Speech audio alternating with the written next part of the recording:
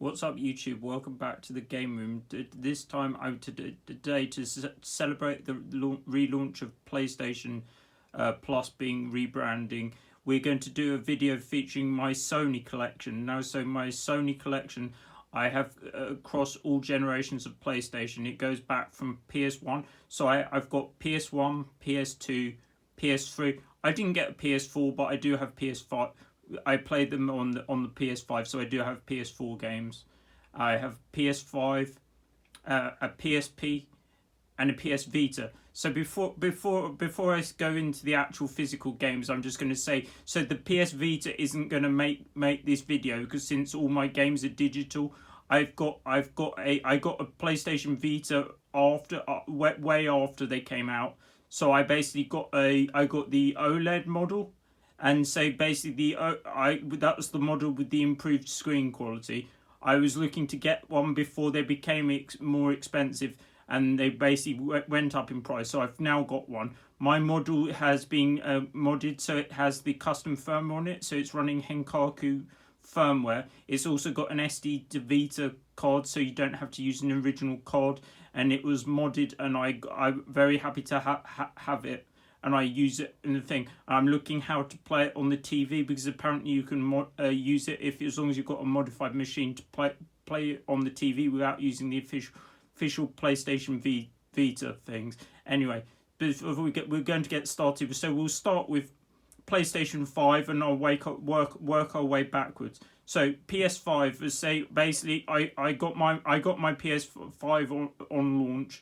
And so for those people that were worried why they can't get consoles when they come out, just pre-register people. You can get them very easily when they come out. I've only ever not gotten the machine when I've pre-registered for one once, and that was the N64, and the company let me down and didn't get enough quantity. So basically, if you're looking into getting machine ahead of time, thinking about whether you should pre-register your interest for one, and then as soon as the company, so in the UK the main company where you can get these consoles is Game. Game, I've basically got quite a few consoles on launch, and then say I got my PS5 from Game, and I also got my Xbox Series X from Game, and I've gone back for Game, so I've got everything from them. So going back to the Dreamcast was the first console I got from Game on launch, and they've never let me down. And even during the pandemic, they fulfilled all the orders, and I say I'm very happy with my machine. My machines, and I got them. Unfortunately, the PS5 and the Xbox Series X were released within the same week. Anyway, so I got them both within a week of each other. I love console release dates. They're some of the most exciting days, other than say getting pets and Magic pre-releases. But the console launch dates aren't very often. Anyway, I'll start with the PlayStation 5 games and work our way back. Before I'll just show you the PS5. It's towering over things, so it's sitting in its nice place there. There's the other consoles in the background, so that's the PlayStation 5. I basically try and set out my gaming room so having all the PlayStation things on one side. Unfortunately, there's not enough space to put the PS2 one and other ones in there, but that's the PS5 anyway. The only thing about the PlayStation 5 is the amount of hard drive on it. There's not very much hard drive space on it, but now you can get an expansion card and you can put the SSD in there to upgrade the storage. Unfortunately, I haven't yet done that, but it should be alright. Anyway, we'll start with the PlayStation 5 games now. So now we start with, so on launch, I apologise for the glare, I think it's the camera, I'll see if I can sort it out. Yeah, so this is Demon Souls. So this is one of the obviously the Soulborn games. It was done by Bluepoint Studios, and it's a remake of the original game that came out on the PS3. I did not get this original game when it came out. This is the first version of this I played. And so I started on my first Soulsborne game was Dark Souls. Needless to say, these games are quite hard. I didn't finish the first one. I found it too hard. The second one I finished. So this one is one of the games I got on launch. So now to say this is available on the PS Plus It's on one of the tiers. I can't remember if it's extra or premium. So I am on the highest tier. I got the premium service because I basically had a PS Now subscription and a PS Plus subscription. So my subscription upgraded to the highest tier. So basically to say the games on the service are have improved somewhat. The backwards compatibility though is not 100% at the point. The PS1 games, for instance, I'm in Europe. I'm in the UK. So basically, unfortunately, in the UK, the PS1 games, for instance, have problems because they're going back to the old 50 hertz issues. So the games are running at 50 hertz, whereas in NTSC territories, you should be able to get and play the game at 60 hertz. And as I say, that in the UK, some of them you're only getting the 50 hertz versions. Sony will be listening to this though, and they're basically looking at upgrading and changing the game, so we should all be playing the proper full screen, full speed games in 60 hertz like they should be. Anyway, so this is Demon's Souls. You can now get it on the, I believe it's the extra tier of PlayStation Plus. It's a good game. I played it on day one. I was trying to get some trophies, and then I decided I wasn't in the mood for it, and I haven't played it again since. But I will get back to it at some point. So that's Demon's Souls. I got that on day one. Now we go on to the next game I got on launch. So this is Spider-Man Miles Morales. It also came with a digital code to give you this Spider-Man Remastered, which is the same as the PlayStation 4 game. It came with the code in the box. Now both of these games are now available on the PlayStation. They're both very good Spider-Man games. I would say I haven't really played many other Spider-Man games, but this is definitely up there with some of them. So it's a nice open, kind of more like an open world game where you're going around New York doing various missions. I would say Spider-Man Miles Morales is on the shorter end of the spectrum. I think it's only like an 8 to 10 hour game if you're just doing the base game. I mean, say it's one of the smaller games, but whether you paid this at full price, and say I wouldn't have bought it on its own, but I knew I could get the version with, and it gives you this other Spider-Man game, which is a lot larger. And say swinging around New York is great. It's a good fun game. I'd recommend it, and now you can just play it on PlayStation. It's available on the extra or premium tier. I can't remember which one. Sorry, I can't remember the tiers. I've got the premium one, and some people won't. And we say that's Spider-Man Miles Morales and Spider-Man Remastered. And then we go my last. These are all my physical PlayStation games, and anyway, so this is like one I bought secondhand. It cost me $52.99, I believe. So that's a UK price. It's based on, I got it from either Game or CX. I can't remember. Anyway, so this is Returnal. So this is by Housemarque, which are also more well known for their shooters, because they did other games such as also available on the PlayStation 4, and it's also on PS Plus, I believe, is Resogun, which is like a twin stick shooter. So this is Returnal. This is a cross between it's kind of like a Soulsborne game. You've got an open world. The thing is that yes, you've got an open world setting, but it's more like it's more a science fiction kind of theme setting, and it's kind of like a horror kind of sub theme as well. So I haven't played this one very much as well. So this is now available on PS thing as well. So this is a good game as well. It's like a kind of like a Soulsborne game. Other than the combat is more like it's kind of like it feels like a cross between that and a bullet hell kind of a shooter. The enemies give out like patterns of bullets that will feel like they're more at home in one of those kind of style of shooters. Anyway, needless to say, it's a very good game as well, and it's on the harder section of the spectrum. And say that's Returnal. You can now get it on PS Plus. Now we go on to PS4 games. So PS4 I didn't get on launch or anything, and it's one of the only machines I haven't owned, because I knew at the time I didn't get any consoles around the PS4 generation. I missed that generation entirely, in fact. And then when I came back in at the PlayStation 5 end, I knew it was back compatible, so I knew I'd be able to pick up my PS4 games and carry on at this point. And then you say the PS5 games on PlayStation 5 isn't region locked. You can play the PS4 games, the Japanese ones, as well. So this is to say my only Japanese PS4 game. This is Ketsui, but this is the port of the.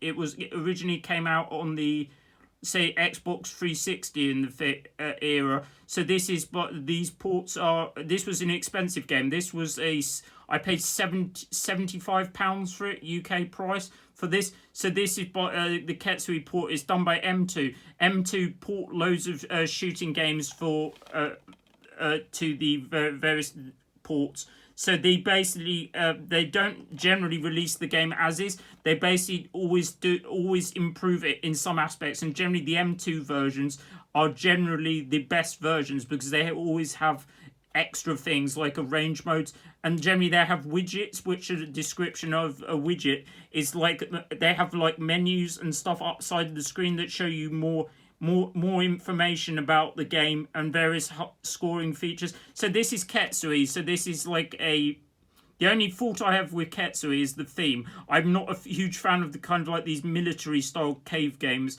They're like the world setting. It's a bit too gritty and other things of games like 1944. I prefer mine more not as realistic and more fantasy theme. Anyway, this is Ketsui. It's also got a reversible cover. I'll show you the reversible cover if I just open it.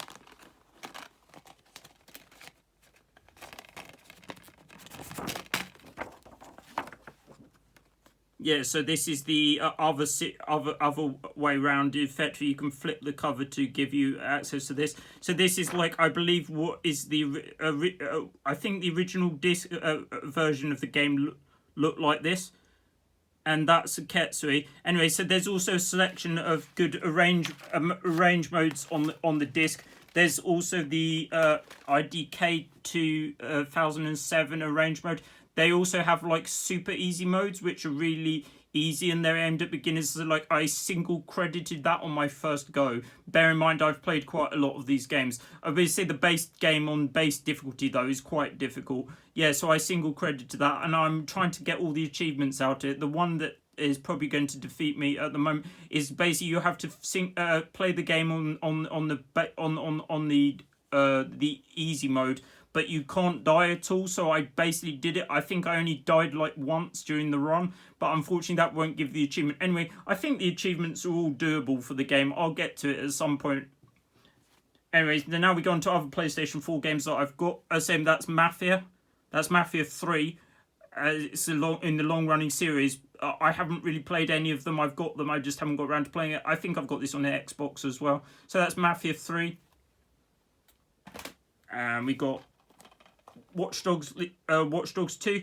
So that's the sequel to Watch Dogs. I've played the first one. I haven't played this one. I haven't played the Legion either. So that's Watch Dogs 2. And also what I say on my PlayStation is say I'm primarily more on the Xbox or side of the spectrum. So I try and get the games that are unique to the machines rather than the ones that are all available over the multiple formats of games. Anyway, so that's Watch Dogs 2. It's a good open world game. I haven't really played this version. Then we've got more Soulsborne games. So there's lots of Soulsborne games that were popular this year. So this is Nioh. This is by the same people did Ninja Gaiden as well. So I've played this briefly, but then I run out of hard drive, so I got rid of it, and then eventually I got the PC version, which I've got the more complete collection. So this is the PlayStation 4 version. Anyway, this is Nioh, the first one. And we're nearly done on the PlayStation 4 games anyway. So we've got Nioh 2, that's the second one. I needed to say I don't know if this game is harder one on the spectrum of the Soulsborne games or not, but so that's the second one. And then we go to my last PlayStation 4 game, which is the Kingdom Hearts collection. So this is a selection of Kingdom Hearts games. It's got Kingdom Hearts Final Mix. I believe that's the original game. Kingdom Hearts 2 Final Mix.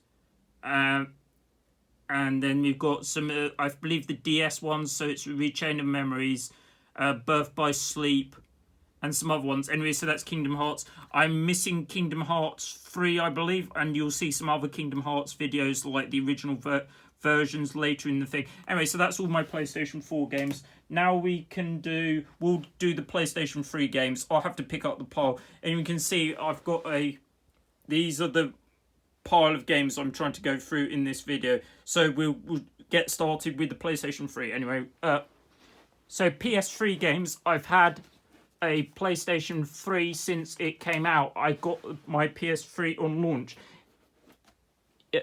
Anyway, I'm just trying to pick up the games. Sorry for this, it would take a while. The pile's big. Right. Oh, damn. Oh, damn. They're coming. Ooh. Oh, Jesus.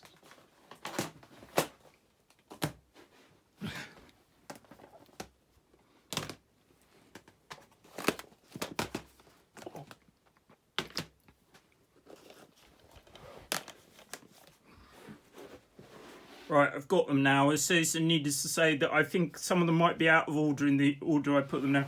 So we'll start with the PlayStation 3 games. And you say I got one on launch. Okay, so this is the first game.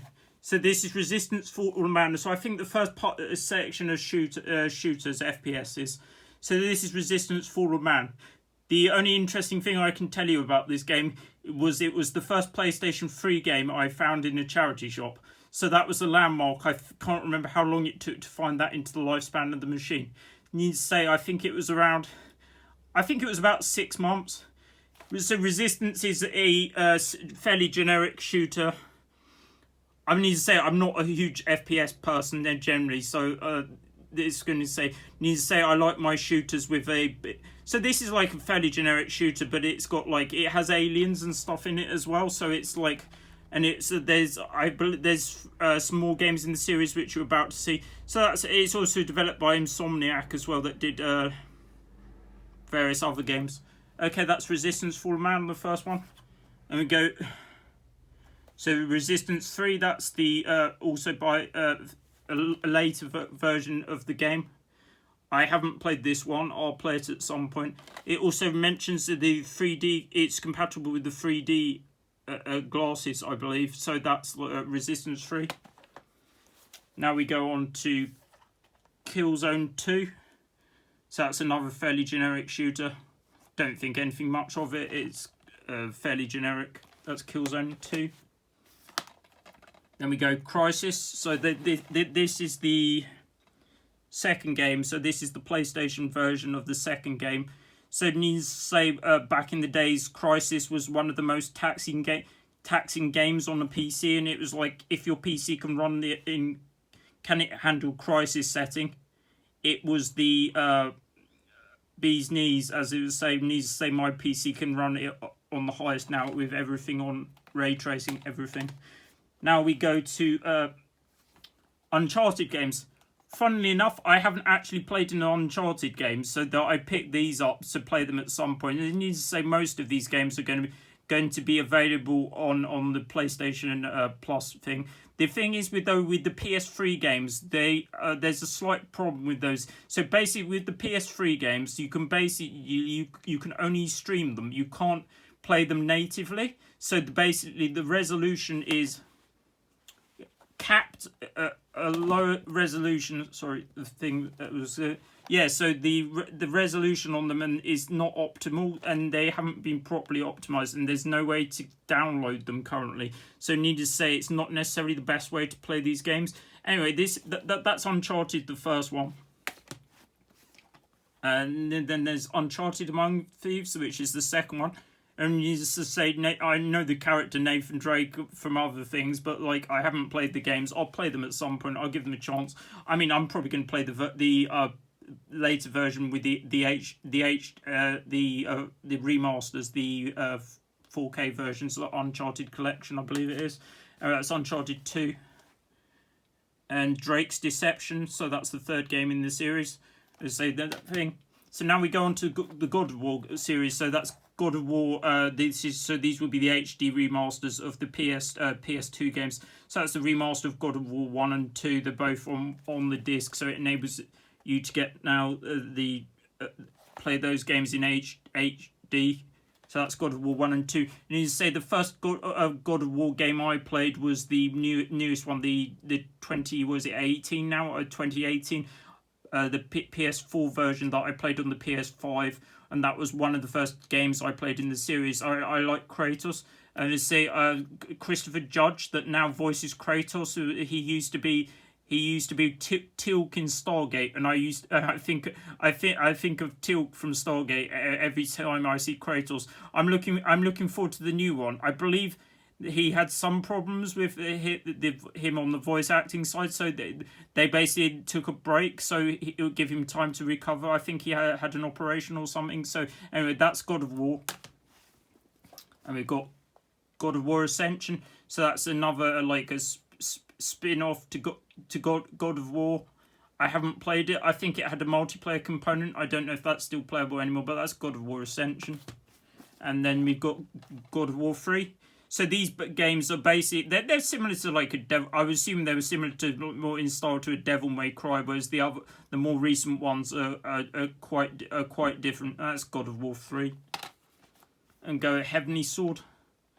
That's like another action game. It's by Ninja Theory that have also done various other games. It was released. It's like a first gen game. It's like nothing special. That's Heavenly Sword.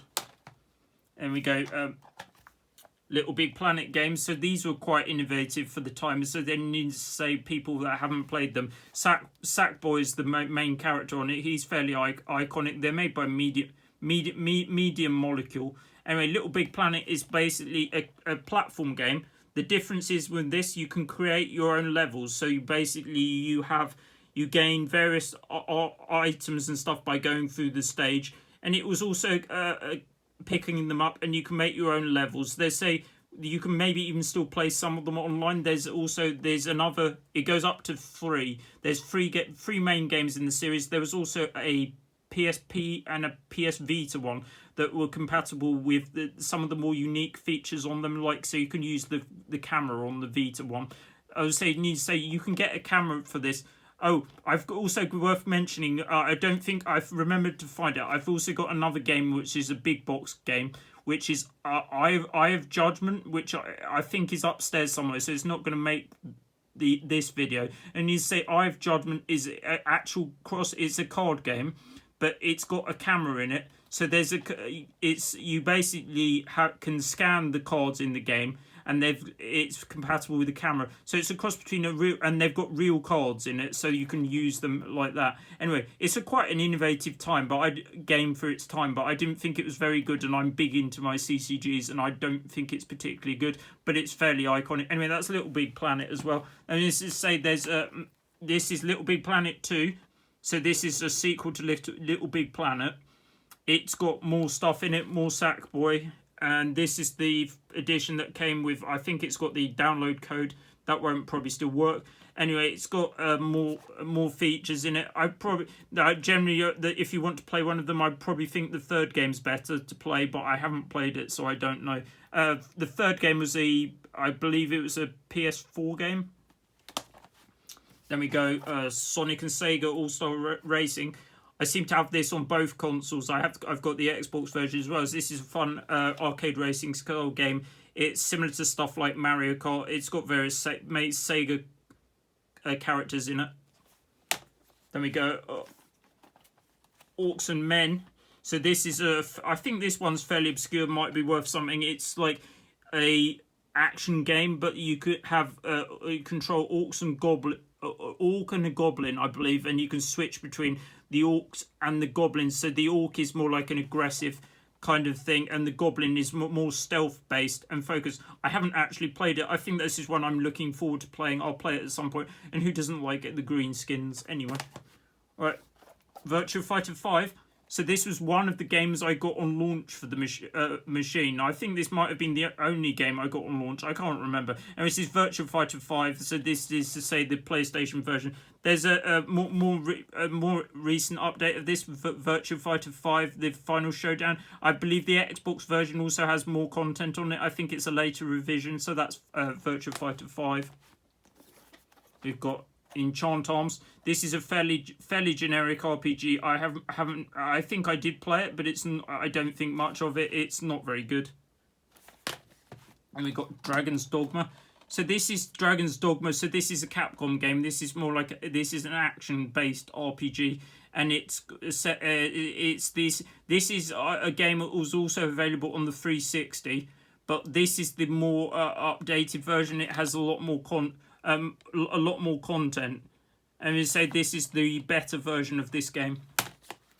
Then we've got more. So these were RPGs. So we've got Neo ni Kuni. So this is Wrath of the White Witch. So this I remember getting in the charity shop. So this was one of the not so exciting games I got at the time. It still has money. So bear in mind, in that one stop in the charity shop, I spent about a tenner. And I say I got a load of GameCube games as well. And so they're not up to the GameCube games, but this is Neo ni Kuni, Wrath of the White Witch. There's also a sequel, and I believe there's also a DS version. That's the thing. It's basically a crossover between Level 5, Bandai Namco, and the animation is done by people from Studio Ghibli that did various animated anime, such as they did My Neighbor Totoro, and there's a whole series of. I like Studio Ghibli films anyway. I've seen most of them, and this is Neo ni Kuni, and I'll play it at some point.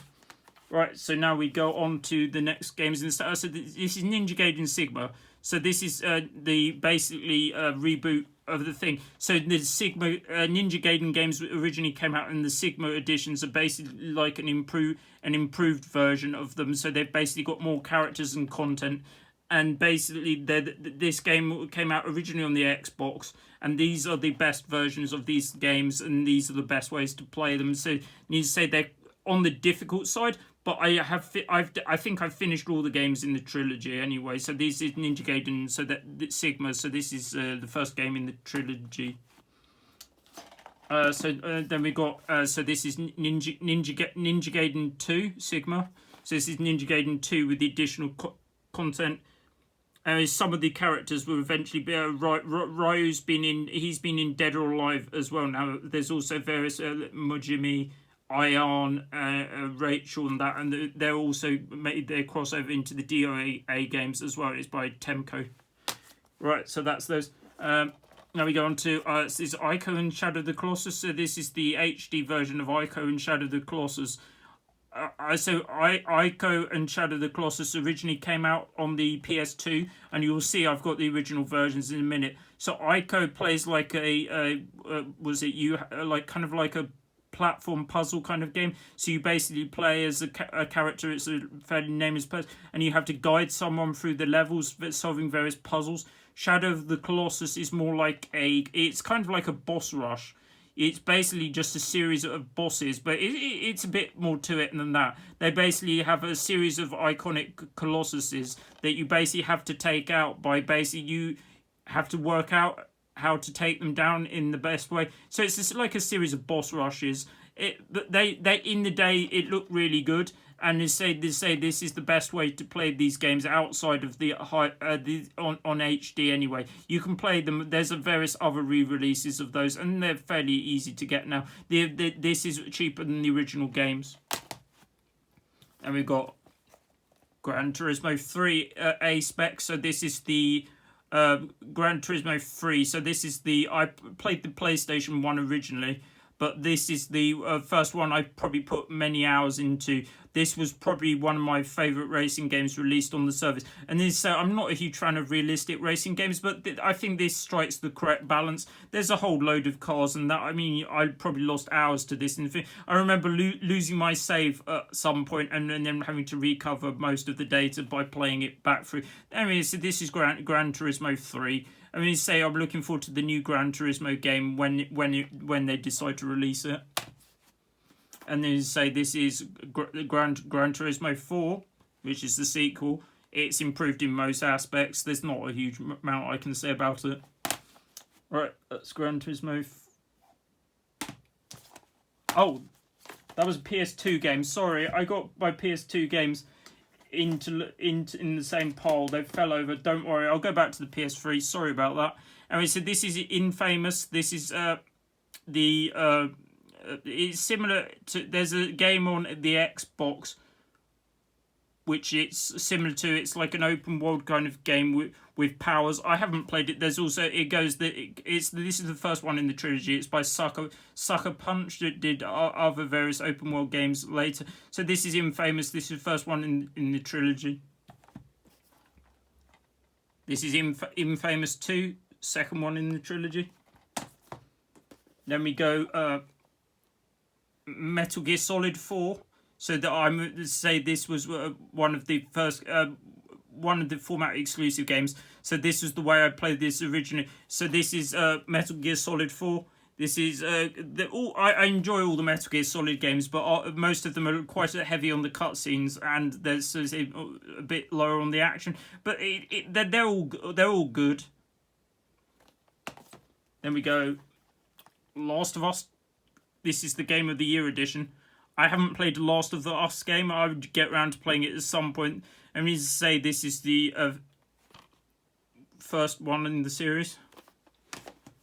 Then we go Heavy Rain. So this is by this is more similar to probably like a point and click adventure game. It's similar to it's like a by Quantic Dream. It's kind of cinematic. I haven't played any of their games. I'll get around to it at some point. So that's Heavy Rain.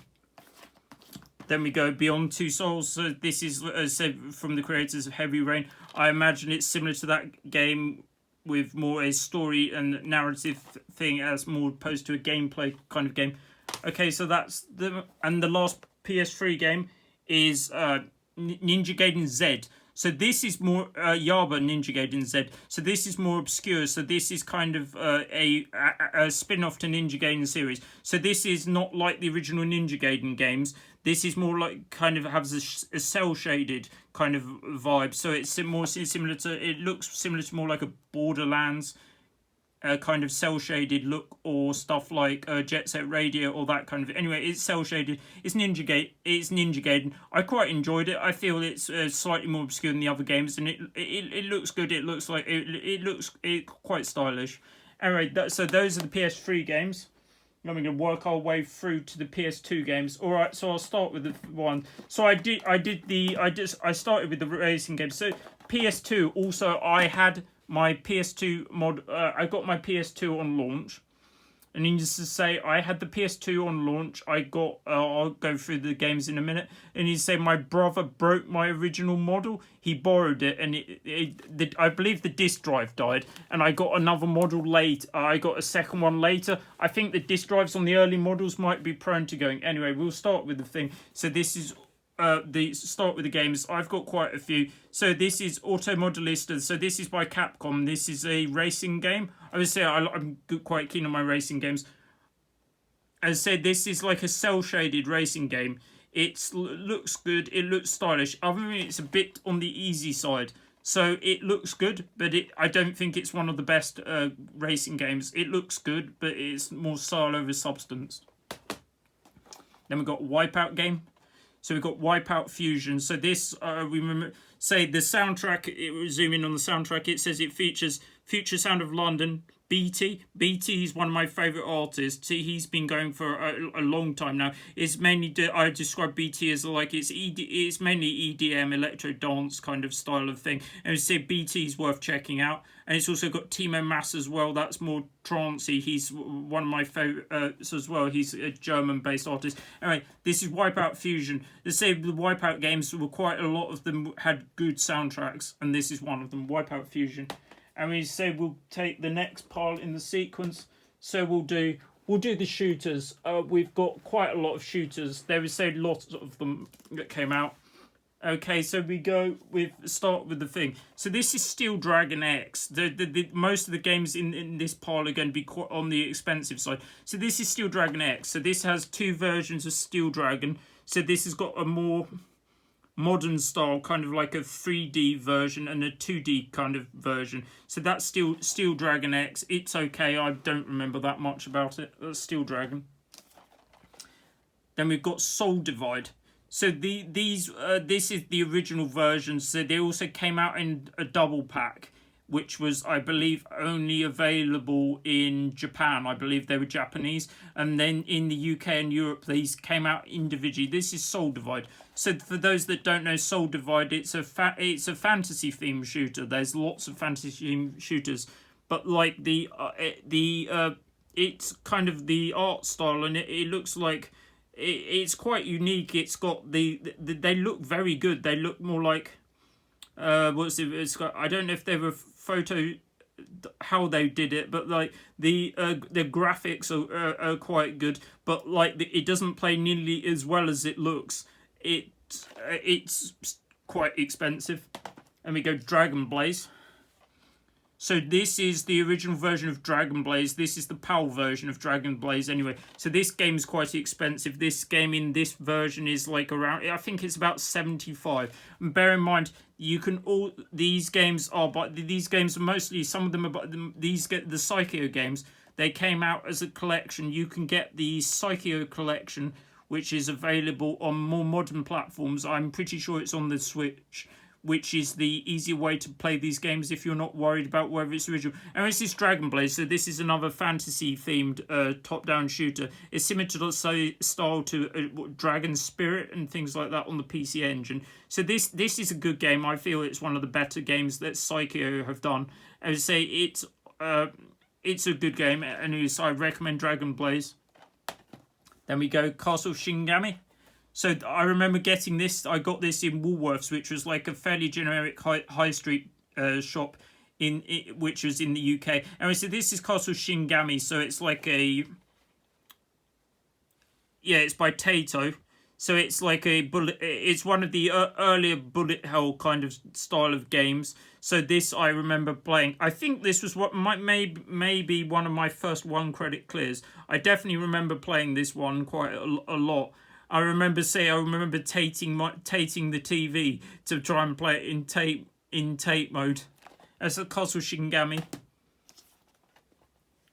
It's Mobile Light Force 2. I feel this was also in the Castle Shingami series, but for some reason this was released in this, and it looks like the Charlie's Angels on the front. So I believe this is also in the Castle Shingami series. It was just released as this in Europe. For some reason, it still plays like the Castle Shingami games anyway. There's also Castle Shingami 3 that I don't believe I've played. So now we go Slipheed. So this is a sequel to the game that came out on the Mega CD. There's also another Slipheed game as well. Anyway, so not much to say about that one. That's Slipheed.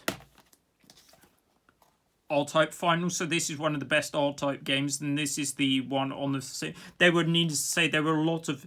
there's also R-Type Delta, which we'll probably see later. So to say this is one of the best R-Type games there's lots of craft and that you can unlock, and it's a really good game. And as the R-Type has the iconic force-based power-up system, and that's R-Type.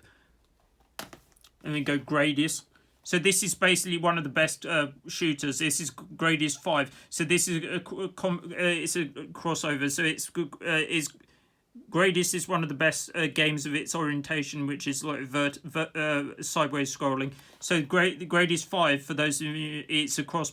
Treasure developed it as well. So Treasure also make great shooters. So it's Gradius. It's one of the best Gradius games, and it's one of the better Treasure games as well. This is Gradius 5. It's really good.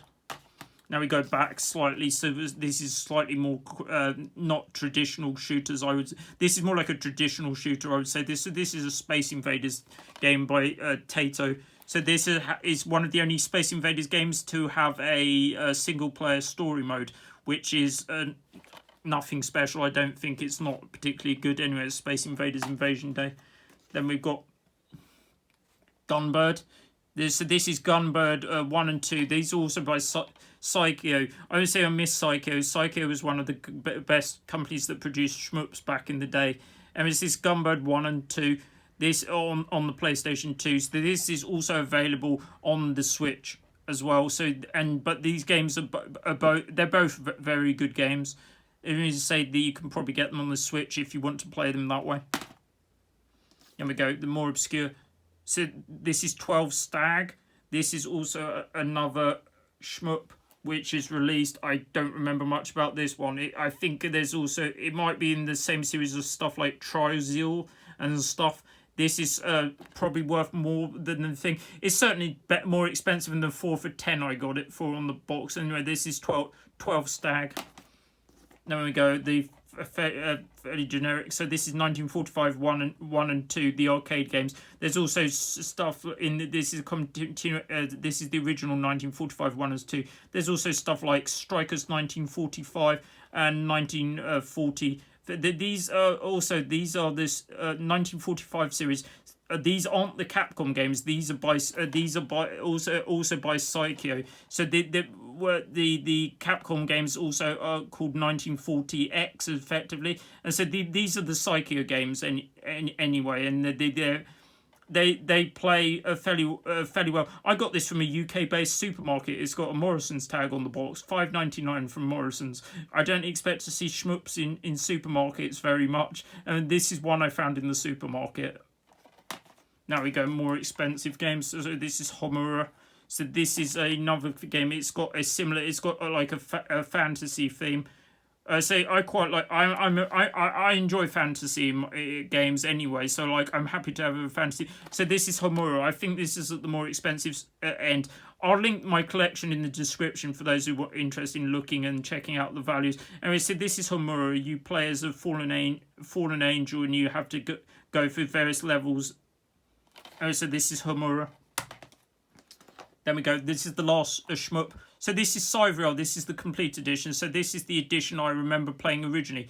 So this is Cyvriel. For those that don't know Cyvriel as a game series, you basically it's like an RPG crossed with a shmup. So in the way which it's like an RPG is because you basically level up. Way you level up is by going into the bullets. You graze basically the bullets. So if you sit in a stream of bullets, you basically level up. So the more risk you take, the more your ship levels. Now you can get Cyvriel, the more recent edition on the Switch. I believe it's called Delta, which has the original version and some newer arranged modes. It also has an arranged soundtrack. And you say, I really like Cyvriel. I've single credited the game various years, but I've yet to unlock all the extra levels because the levels basically unlock as based on the higher level you get. So at the end of the first level, you have to be like level 16, I think, to get to the first, the best level. And the more risk you take, the more reward you have. And it's Cyvriel, one of the best bullet hells, one of my favourite shooters. Okay, so next we'll go on to, I think we'll do the RPGs. As you just say, this is going to be another video, long video, people. I think it's going to be around the hour. We'll try for an hour and see where we go. Okay, so these are going to be the RPGs. We're starting with Kingdom Hearts 2. I'm going to speed up now. I'll see if I can get it done.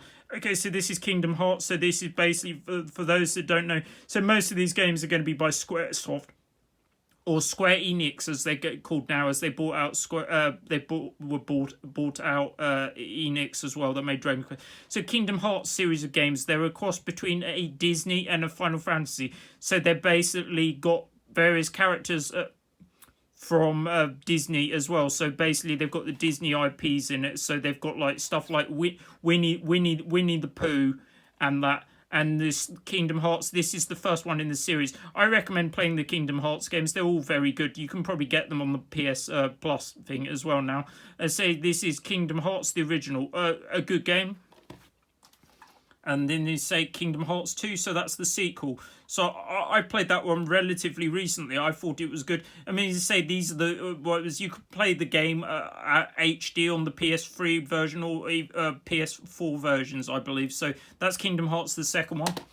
And then we go Sekirden. So this is the sequel to Sekirden, the original one. I'll show you the original one later. To say I prefer the early games in the series. One I have, 2 is very expensive, and I've only played it on the PS Vita via back compatibility. And say this is Sekirden 4. So basically, the Sekirden games are basically about say you get a various larger party than most RPGs. So I think in the original there was the Stars of Destiny, I believe. So there were over 100 characters to recruit. Anyway, this is Sekirden 4. Can't remember much about it. I'll play it at some point. I don't think it's as good as the first ones. And so this is Shin Megami Tensei. So I haven't played any of these games before. So I basically got this. There was a charity shop in the when I went to look for a new dog, we went to the charity shop in the venue, and I found this little beauty. So I'm sure this is on the expensive side. And you say any RPGs and any games published by Atlas are worth getting. And you just say Shin Megami Tensei is also related into Persona, the other series, so that I think one's a spin-off of the other. Anyway, so this is Shin Megami Tensei Digital Devil Saga. Then we've got Breath of Fire games. So this is Breath of Fire Dragon Quarter. I started, my first Breath of Fire game was the original on the SNES, I believe. I also remember playing the other ones on the PlayStation from Ps1 anyway. So this is probably I'd say the fourth game in the series. No, so this one is weird. It doesn't feel like any of the other games in the series, because you basically start. Basically, the way it works is you start the game and you go through, and basically when you die, you have to restart from the beginning again with certain bits unlocked. So it doesn't feel like the other games in the series and the stuff which carries over between the runs. It doesn't feel as fluid as some of the other ones that make you repeat various games and give you updates and upgrades. So that's Breath of Fire Dragon's Quarter. I don't think it's one of the better ones. So this is Dark Chronicles. So this is the sequel to Dark Cloud. This is also available on PlayStation Plus. As I say, I don't remember playing the other one in the series. So this is Dark Chronicle. Now, one of my favourite RPGs. So this is Dragon's Quest: The Journey of the Cursed King. So this is one of the games where I finished it. I think I got nearly everything, other than I think there was an optional dungeon at the end.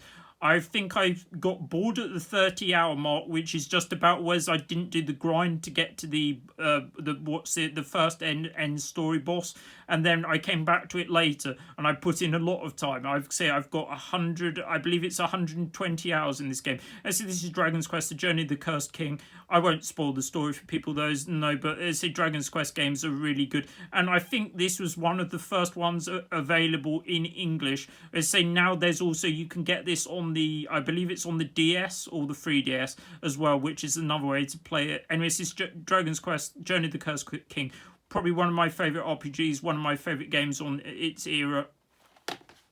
And now we've got more PlayStation RPGs. We've got Evergrace. So this is a fairly generic game. I can't remember anything about it. I don't think I've played it. It was one of the earliest games in the genre on the machine. It's Evergrace. And we've got Okami. So this is a Capcom game. So this is you play as Amaretsu, which is like a wolf. There's also another game in the series, I believe that came out on the DS. So this is more like a cel-shaded kind of game. I would describe it as similar to a Zelda kind of game in world setting and that. And it's by Capcom, and it's Capcom don't make many RPGs. They're mostly more action based games. So that's Okami, well worth playing. There we go, Final Fantasy X. So Final Fantasy X, I thought was one of my favourite Final Fantasy games, and this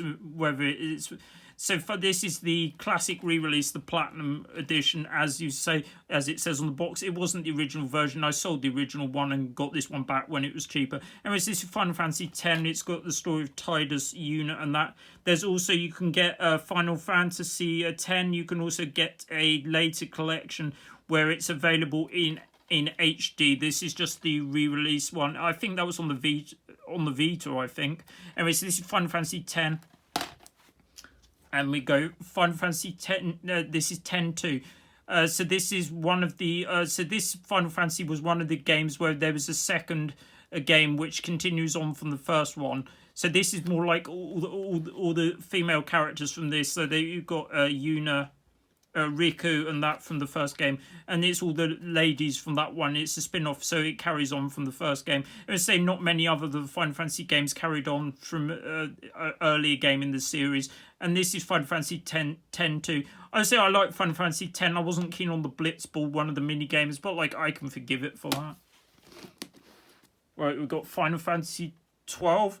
So I believe I got this one when I picked up my PS3. I believe I got I got Virtua Fighter on launch of my PlayStation 3, and then I couldn't see any other PS3 games I was interested in, and then I decided I'd get Final Fantasy 12, and that's Final Fantasy 12. It's a good one.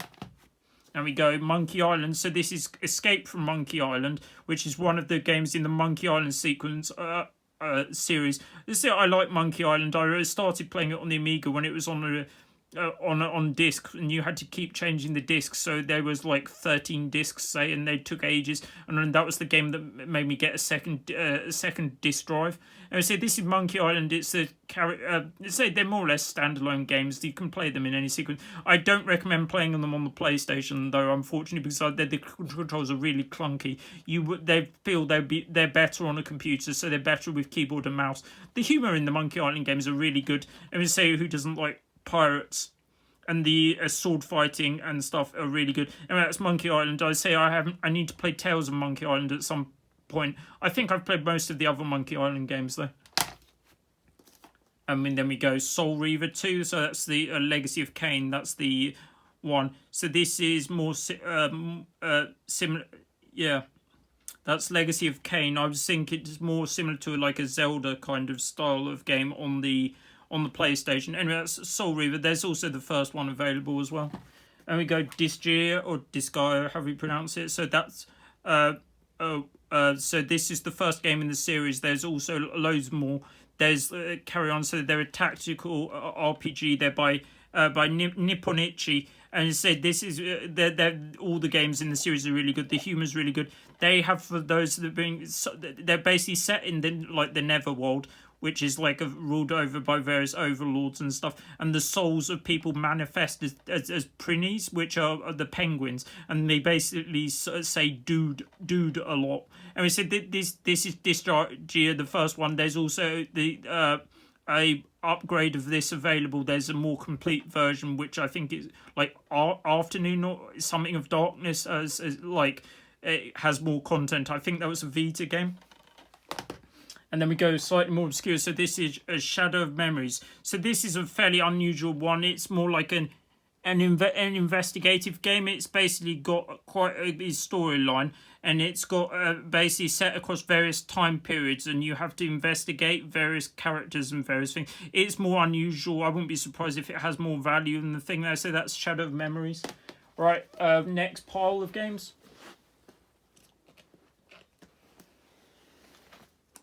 These are mainly going to be... so this is mainly going to be Capcom games. So we've got Maximo. So for these people who don't know, so this is Maximo. So this is basically Ghouls and Ghosts, or Ghosts and Goblins, as say in it's more like a redig of those games. It's like so this is all Capcom games are, say, above average difficulty. So this one is on the hard side, and say this is... The save points in this are quite unforgiving. I would say there's a sequel to this, Army of Zin, I believe, which is on the easier side, which I don't have. I said this is basically now it's in like a three-dimensional thing. It's not like the old school 2D ones. And I say, I think I got this with my second PlayStation 2. I got this with my machine. Anyway, that's Army Maximo, the original. And we've got Devil May Cry 3. So this is Dante's Awakening. I need to say, I think this is one of my favourite games in the series. I remember, but this was the original version I played, and then I replayed it on, say, the Xbox when it came out in HD. I said Devil May Cry 3, a good action game. I say they're also at the harder end of the spectrum. Needless to say, on the European version...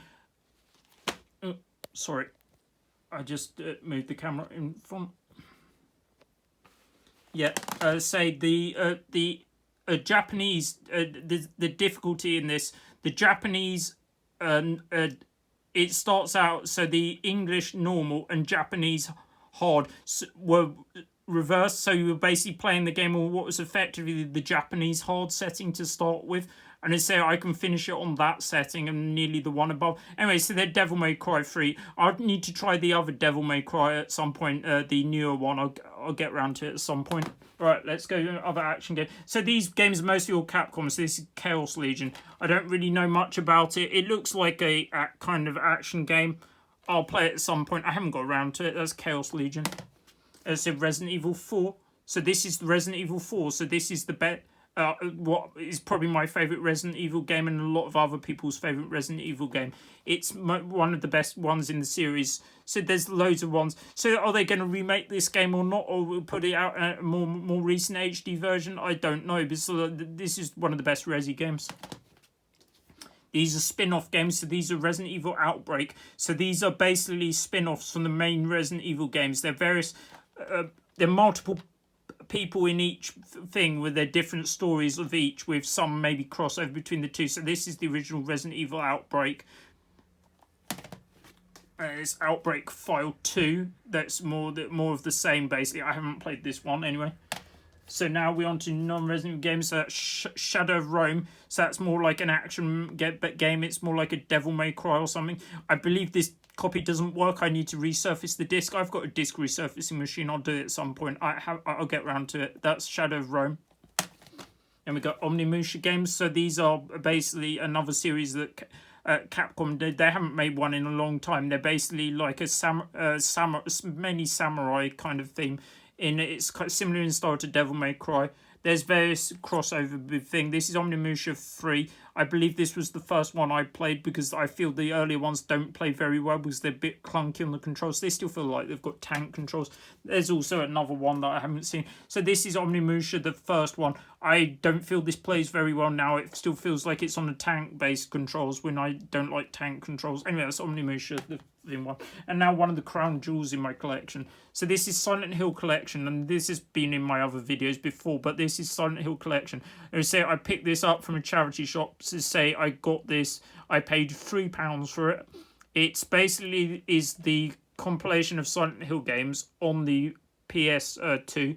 So this is available. So this has placed Silent Hill 2, 3, and 4 on basically in the pack in all in there. So this is I believe it's over 100. It's like somewhere around the 100. It's over £100 anyway, maybe 150.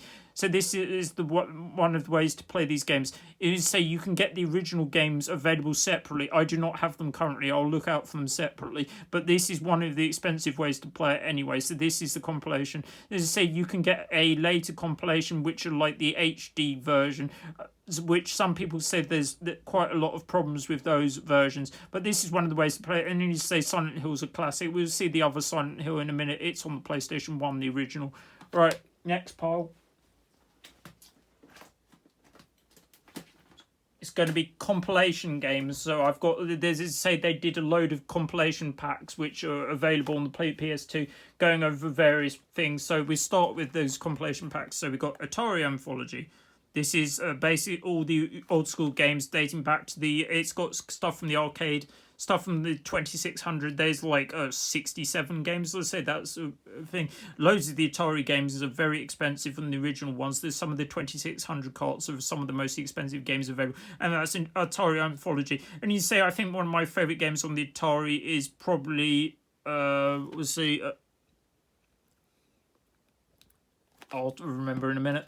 I would say this is in television live, so this is basically based on the Intellivision console. I believe there might even be the entire collection of Intellivision games on the way, and it's a way to replicate the system. I thought the Intellivision had a really unique control of those, so it's not maybe the best way to play the games, but you certainly can play them on this. Then we've got various single publisher games. So we've got Activision Anthology. So it's more games. It's basically the Activision games, which were released on the 2600, and it's got a lot of those games. It's got stuff like River Raid and stuff. Pitfall was one of my favourite Atari games. Anyways, it's got stuff like River Raid and Pitfall on it, which are two of the good games on the machine. And we got the Capcom Classics Collection. So this is the first volume. They did 2 volumes. So this has got all the iconic things. So it's got complete set of the shooters. So it's got 1942, 1943, 1943 Kai.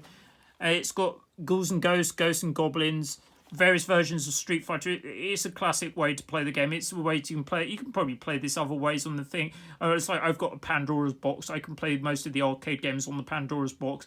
And I'd rather play them with a stick rather than the pad. I don't have an arcade stick for any of the PlayStation versions. So that's Capcom Classics, the first one. And we've got Capcom Classics, the second collection.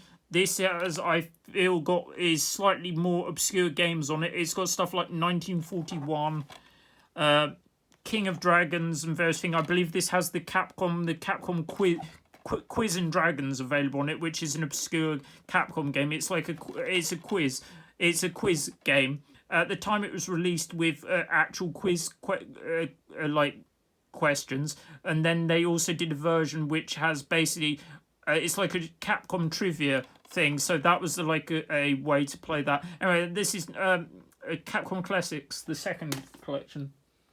And we've got Midway. So the more Midway games, so these are basically arcade games by Midway, like Joust and Paperboy, Smash TV, etc., etc. That's one of the versions for it. It came out in multiple cover variants. So this is I like collecting the variants. Anyway, so this is Midway Arcade Treasures. This is a different edition. Midway Arcade Treasures 2. That's the second one in the series. This one has, I believe, got the Mortal Kombat games on it.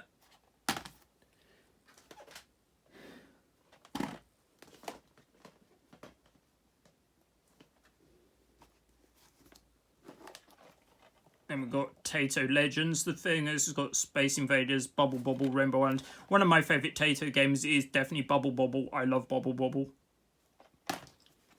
Then we've got Mega Drive collection, so that's one of the ways to play the Mega Drive games. I think I've got the more recent one available on the 360 as well, but that was the original one on the PlayStation 2.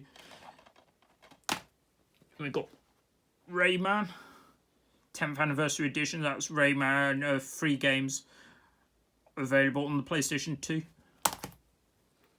And we've got Sonic Gems collection. So this is one of the Sonic compilations. So this is one of the other ones. So this has got some of the more obscure games for Sonic. So this has got Sonic CD, Sonic Fighters, and Sonic R, I believe, on it. Alright. Next. So now we've got some more. Alright, so we've got Kessen 3. So this is like a slight. So this is by the same that do the Dynasty Warrior games. This isn't like Dynasty Warriors though. In terms of, it's a similar setting. It's a samurai kind of period. But this is more like a strategy game. So this has got a actual. You have to think about it. It's got like combat isn't in real time, and you have to think about what you're doing. So you have to control your armies and stuff. So this is not to be confused with a Dynasty Warriors game, because the Dynasty Warrior games are far more action based. And so that's one of the earliest Dynasty Warrior games. So that's Dynasty Warriors 3, and the Dynasty Warriors games started around this era on PS2. Okay, so that's Dynasty Warriors.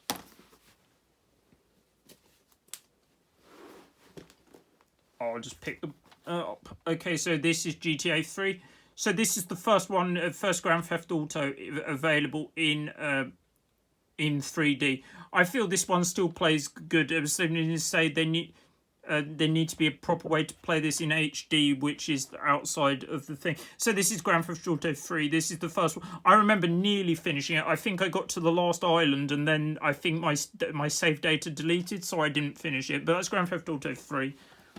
And then, as I say, we've got the spin-off games. So we've got Vice City Stories. So this is the spin-off from Vice City. And you say, I think Vice City had some of the best music in a GTA game anyway. So this is Vice City Stories. And you say you can also get these games on the PSP. But I don't feel that's the best way to play these games. As they say, I feel they control better with a pad. Rather than think, as say, I got one of them afterwards. I played the PSP version. This is Liberty City Stories, which is all the sequel to a basic spin-off from Grand Theft 3. So this is a thing that's Liberty City Stories. We've got original Vice City, so that's one iconic. There we go. Then we go on to more puzzle games. So we've got Super Monkey Ball Deluxe. So this is basically Super Monkey Ball 1 and 2. Ported from the GameCube to the PlayStation 2. It's cheaper than playing those versions anyway. There's more recent Monkey Ball games on, like, say, the Vita and that. And then I believe even maybe the 3DS, but I feel they're better on a main console rather than a handheld, as I feel the controls are better. I mean, say Monkey Ball's a fun game, and it's not really like most games. You have to basically, you have a monkey in a ball, for those that don't know, and you basically have to balance around the course, because it's basically like a set of hazards, and you can roll the ball off the corner, and it's based on the gravity. There's also a good selection of mini games. There's so many mini games. There's like racing, monkey target, which is like a Pilot Wings kind of thing, where you have to land the monkey onto a moving target and stuff. Hey, so that's Monkey Ball. That's one of the best puzzle style of games. Then we've got Zoo Puzzle. I believe this is just Zookeeper on the PS2. It's also was available for stuff like the the DS, which is, I think it might be actually be better on the DS, as it's got like a touchscreen kind of style of element. And we've got Buster Move 2, Super Buster Move 2. So this is all effectively a puzzle bobble. I've got lots of versions of this. I don't think this is one of the better ones particularly, but that's Super Buster Move 2.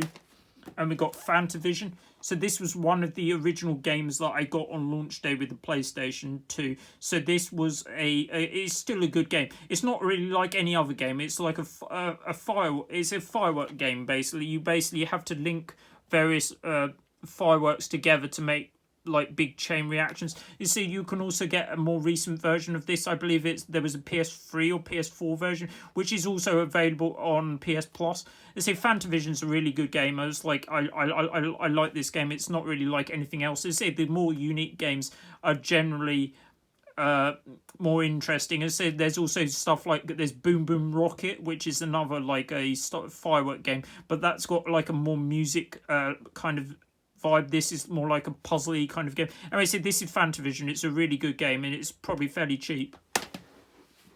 Right.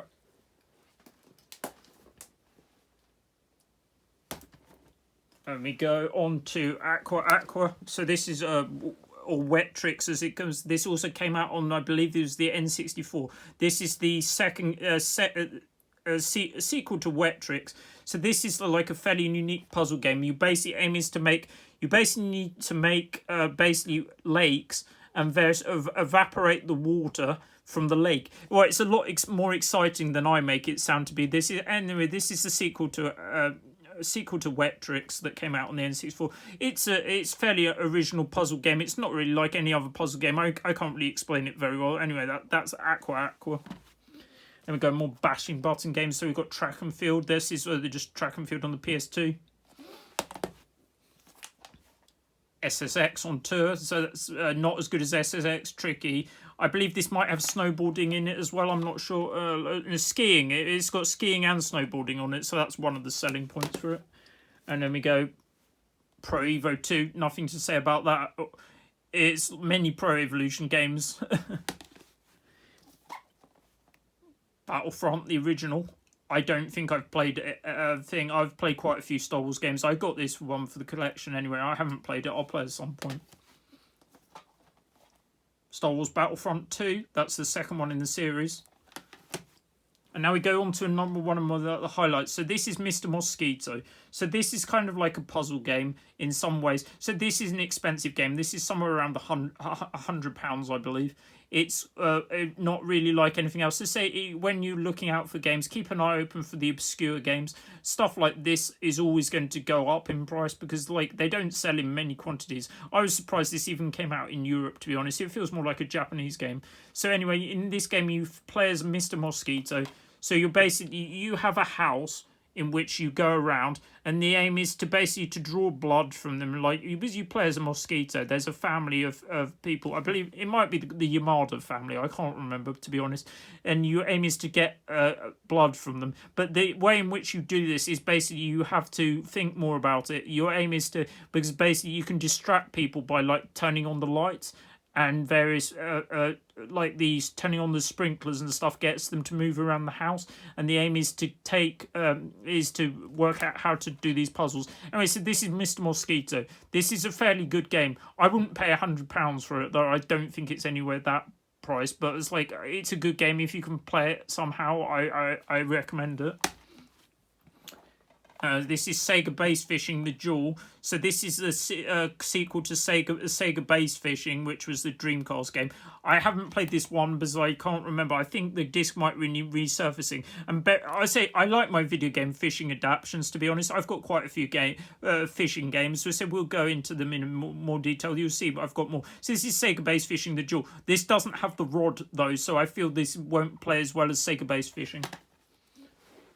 Right, we've still got ages to go. We've still got the PS. Well, I'll try and speed up. So we've got Metal Slug Anthology. So this is basically Metal Slugs.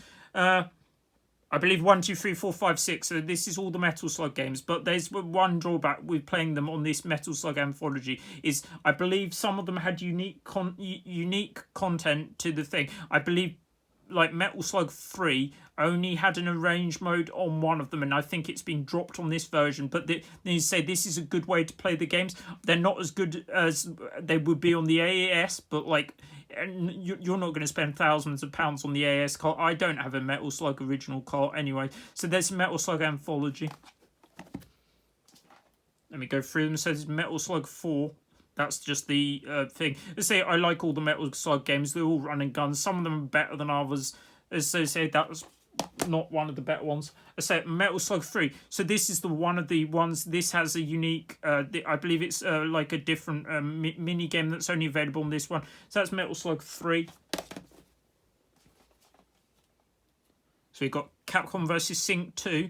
So this is the sequel to Capcom vs Sync that came out on the Dreamcast. This is the PS2 version. I believe it also came out on the GameCube as well, and I feel the GameCube version has more content on it. Actually, Capcom vs Sync is one of the best games. It's a crossover between you have games, you have characters from both series. So you've got characters from Capcom and characters from Sync. I say it's one of the best of fighting games. Virtua Fighter 4. I can't remember. I haven't played it. I've played 5. I haven't played this one, so it's Virtua Fighter 4. Contra, the Shattered Soldiers. This is the Contra games. This is like, I believe it might be top down or side scrolling. I can't remember. I haven't played this one. I do like Contra though. I remember playing Contra on the the SNES. I remember finishing it with a friend. I mean, say that one, it was cut in Europe. It basically didn't. So you basically on the Japanese version you had as humans, and said the European version you was cut and you had to play as like robots as Contra.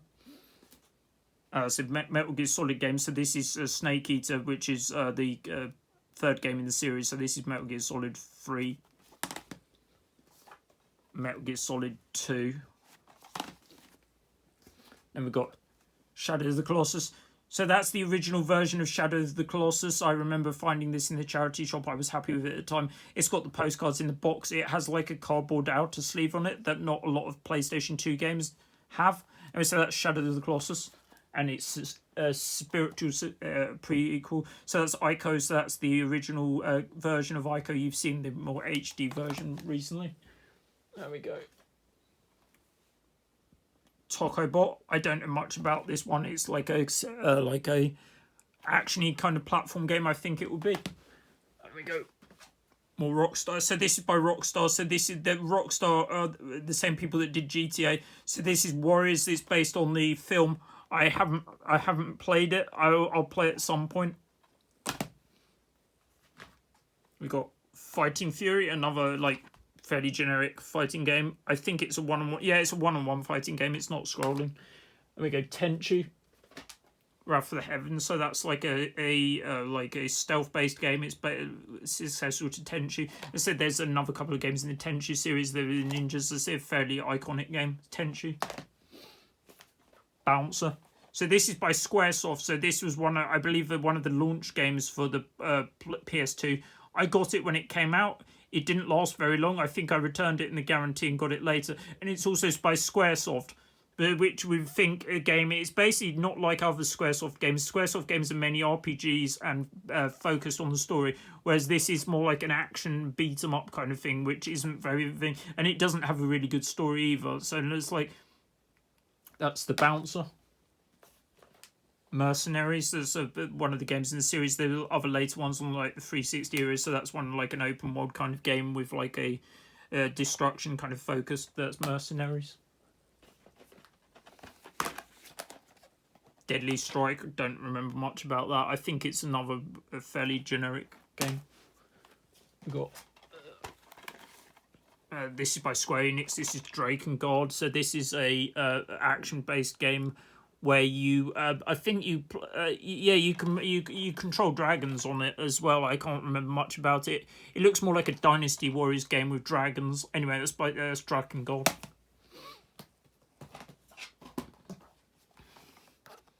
Dark Native Apostate. That's like a action-based game, a brawling style of game. Galarian's Ash. That's the sequel to Galarian's. We'll probably see the original Galarian's in a minute. It's like a action game. It's like, I feel this is you play as a psychic. I can't remember playing this one. I think I've played the original. That's Galarian's. That's Castlevania, or I can't remember what it's called. It's got a more full title. I can't remember what it is. Anyway, it's a more it's one of the earlier style of 3D Castlevania games. It's not like the more recent Metroidvania kind of ones. I believe it's more in that kind of style of vibe. I'm not. You'll see some more Castlevania in a minute. It's not one of my favourite Castlevania games. You go Eve of Extinction, another action game. I can't remember much about it. Hurdy-gurdy. So this is like a what we describe as a sheepdog simulator. So you basically have to herd various animals and stuff into various bits. Yeah, that's hurdy-gurdy. They got Freak Out. So this is by Treasure. I found this in the charity shop. I was happy to find it. It was like anything by Treasure. It doesn't even look like any other Treasure game. It's like a kind of a unique... I don't really compare it to many of the other Treasure games. Most of them are shooters or action kind of games. And so I don't really know what genre. But anyway, that's Freak Out. There we go. Gone. So that's the gun is like by Neversoft. It's like a kind of like what you describe as Red Dead Redemption kind of style of game, but it's a lot earlier in those games, so it's not going to be played nearly as well as those games. Anyway, that's gone. Right, I feel that's no. There's more. I found more.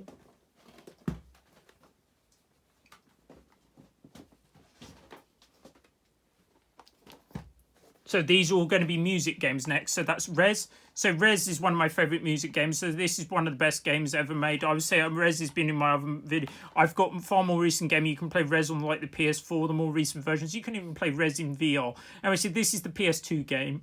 It came out on the Dreamcast originally. It also had the trance vibrator was the peripheral for it. And this is Rez, one of the best music games ever made. We go Parappa the Rapper 2. So that's the sequel to Parappa the Rapper. I don't think it's as good as the first game. It's way too easy as well. I also like the game. I like the cel-shaded, the cartoon, and the Parappa, the iconic character. But like, I don't feel it's that great a game. We go DDR games. I've got the full DDR games and mats somewhere, but I'm not showing them in this video. I said this is Dancing Stage Supernova, or DDR as they call it. And I said this one was the first one compatible with the iToy. I haven't played with the iToy, or I haven't played anyone with the Kinect sensors. Anyway, so this is Dancing Stage Supernova, so I remember this one being one of the better ones. See, I'm not that great in the DDR games. I say I can't clear some of the more recent ones. But they said this was one of the first ones to feature a quest style of mode, which is kind of where you unlock various bits as you go along, and that was one of the more satisfying ways. So it's a cross between like a music dancing game and an RPG. I mean, you say the mats on the things are nowhere near as good as what you would be like when you're playing in the arcade, because in the arcade the footing and stuff, it's got hard based thing, and whereas you're playing with the home ones, it's not like as sturdy as stuff, and you can't feel your footing as easy. So like this one is one of the better PS2 games anyway. And we go Dancing Stage Mega Mix. So that's Dancing Stage Mega Mix. It's just like the other one. I say it's not one of the better ones.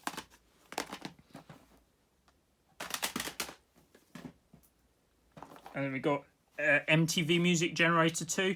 So this was a music production software. So I even used this to make actual music tracks. There was also like a peripheral released for it, where you could take samples off your various CD based audio. So this also had various DJs in it. So this was an early music production thing. So the first version of this game came out was MTV Music Generator, that came out on the Ps1.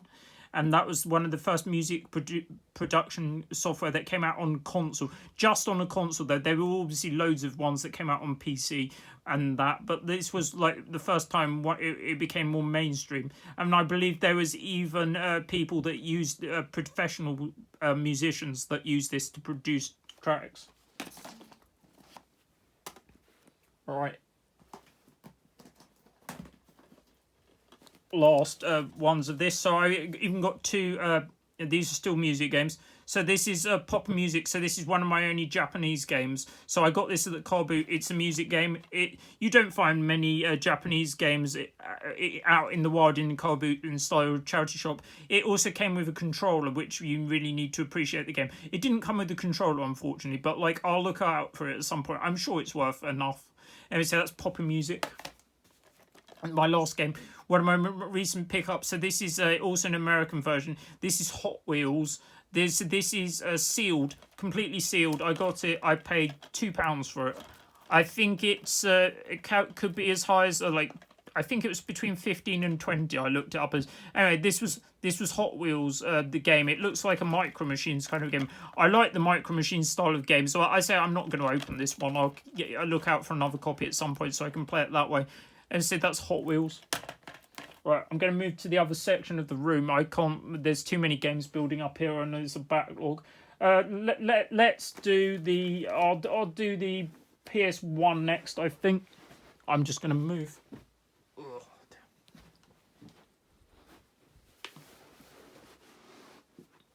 Right, I've moved now, so we're now going to pick up where we left off, and we're going to do PS1. Let's start with the more interesting stuff. I'll start with the imports.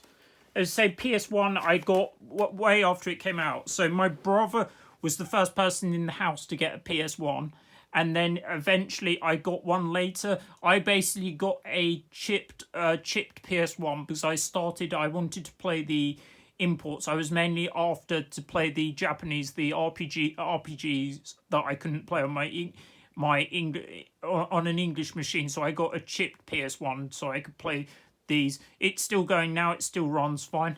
And we say, okay, let's start with the games. We say Silhouette Mirage. So this is a game, it's by Treasure. So this is a Japanese game. I got this in the charity shop along with the next two games in the thing. So this is so this is also, we say they come, if you look at the sleeve, they say they have Japanese on the spine on one way, and then you see they have English text the other way.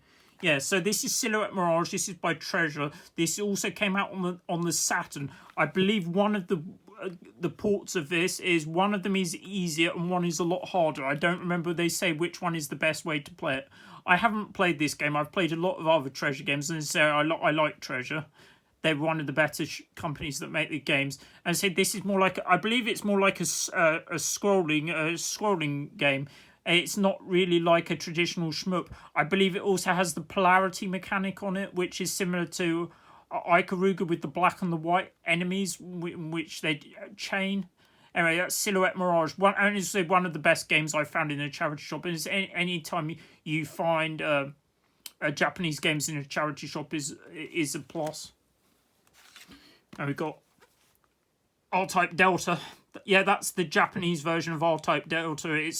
I picked it up. I've got the UK version as well. It's got the artwork on this is so much better than the other one. It's Dubatops, the iconic boss of the first stage. It's got on the box. I see the artwork on that looks amazing.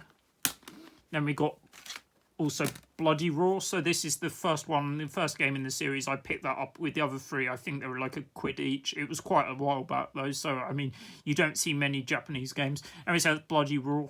That's a fighting game. Now games where I actually bought, so back in the days, CEX. So basically, so I'm based in the UK. So there's like two main ways you can get, two main chain stores where you can get games. So there's game or electronic boutique as they used to be called. They basically went through. That's the main chain one, and then you had CEX, which was basically where you used to be able to get your imports back in the days. I remember getting like stuff like Pokemon and various other games from there back in the day. And basically they started in London and then they basically branched out. So mainly they started, it was called, the original store was like the Tottenham Court Road Computer Exchange, and they had a cartoon character which was called Toby Brooker, I believe it was. And it was I remember going there back with my dad, and I remember used to get picking up all my imports and stuff there. So I got basically started on my I actually started my import gaming slightly earlier. I started on my imports on a SNES. I remember getting a converter for the SNES to play the RPGs back in the days, and then my second import machine was the PlayStation 1. Yeah, so I mean, we start with Final Fantasy Tactics. This is the greatest hits version. Yeah, I'm not a big fan of the greatest hits version. I mean the Platinum Edition or the greatest hits one. I would say they've got the green one. So this is an American one. So they've basically got a green spine up the thing rather than the silver one on the more recent one. So this is a Final Fantasy Tactics. So this is basically the first game in the series. So this is a tactical-based RPG with the characters from the Final Fantasy universe. There's also a second game in the series that came out, I believe, was on the DS, I think it was, that came out. So that's Final Fantasy Tactics, one of the better games in the series, in those kind of series of game. And we got Legend of Mana. So this is a spin from Secret of Mana. I remember playing Secret of Mana on the SNES, as was my first game of those. Well, and I remember playing that with me. You could even play that in co-op. And it's a Legend of Mana. So, and this is more like a there's quite a lot of different scenarios in the game. They're like various scenarios, and basically what they don't always play out very well. They play out differently depending on how you play. And that's Legend of Mana anyway. It's worth playing. And we've got Chocobo Dungeon. So this is basically a spin-off game. So this is in the whatever the Dungeon series of game is, but this is the spin-off, the Final Fantasy-based spin-off anyway. So this has got the iconic Chocobos. So I say I like the various Chocobos, Moogles, any kind of those kind of characters. There's Chocobo Dungeon too, worth playing if you're a big fan of those kind of games. And I believe there's also a Chocobo Racing kind of spin-off as well, which is also available, but I don't have that game, and I think it's on the more expensive end of the spectrum. So now we've got Chrono Cross. So this is the sequel to Chrono Trigger. It's nowhere near as good as Chrono Trigger, but it's the thing. So this has had a more recent version come out more recently. I believe you might even be able to get this on Steam. I said these are what I paid for the RPGs back in the day. So this was 45 quid. I think this was one of the cheaper ones I bought. I think they varied up. I think I paid as much as 60 plus for some of them. I mean, this is Dragon Warrior. So this is basically what they called Dragon's Quest in America. So this is Dragon Quest 7 effectively. So this was one of the, I think might be the first one I played in the series. Anyway, this was like, yes. So that's Dragon's Warrior 7, and then we go science fiction RPG. So this is Xenogears. So this one various thing. This is more like a mech kind of style of game. With the thing, it's quite good.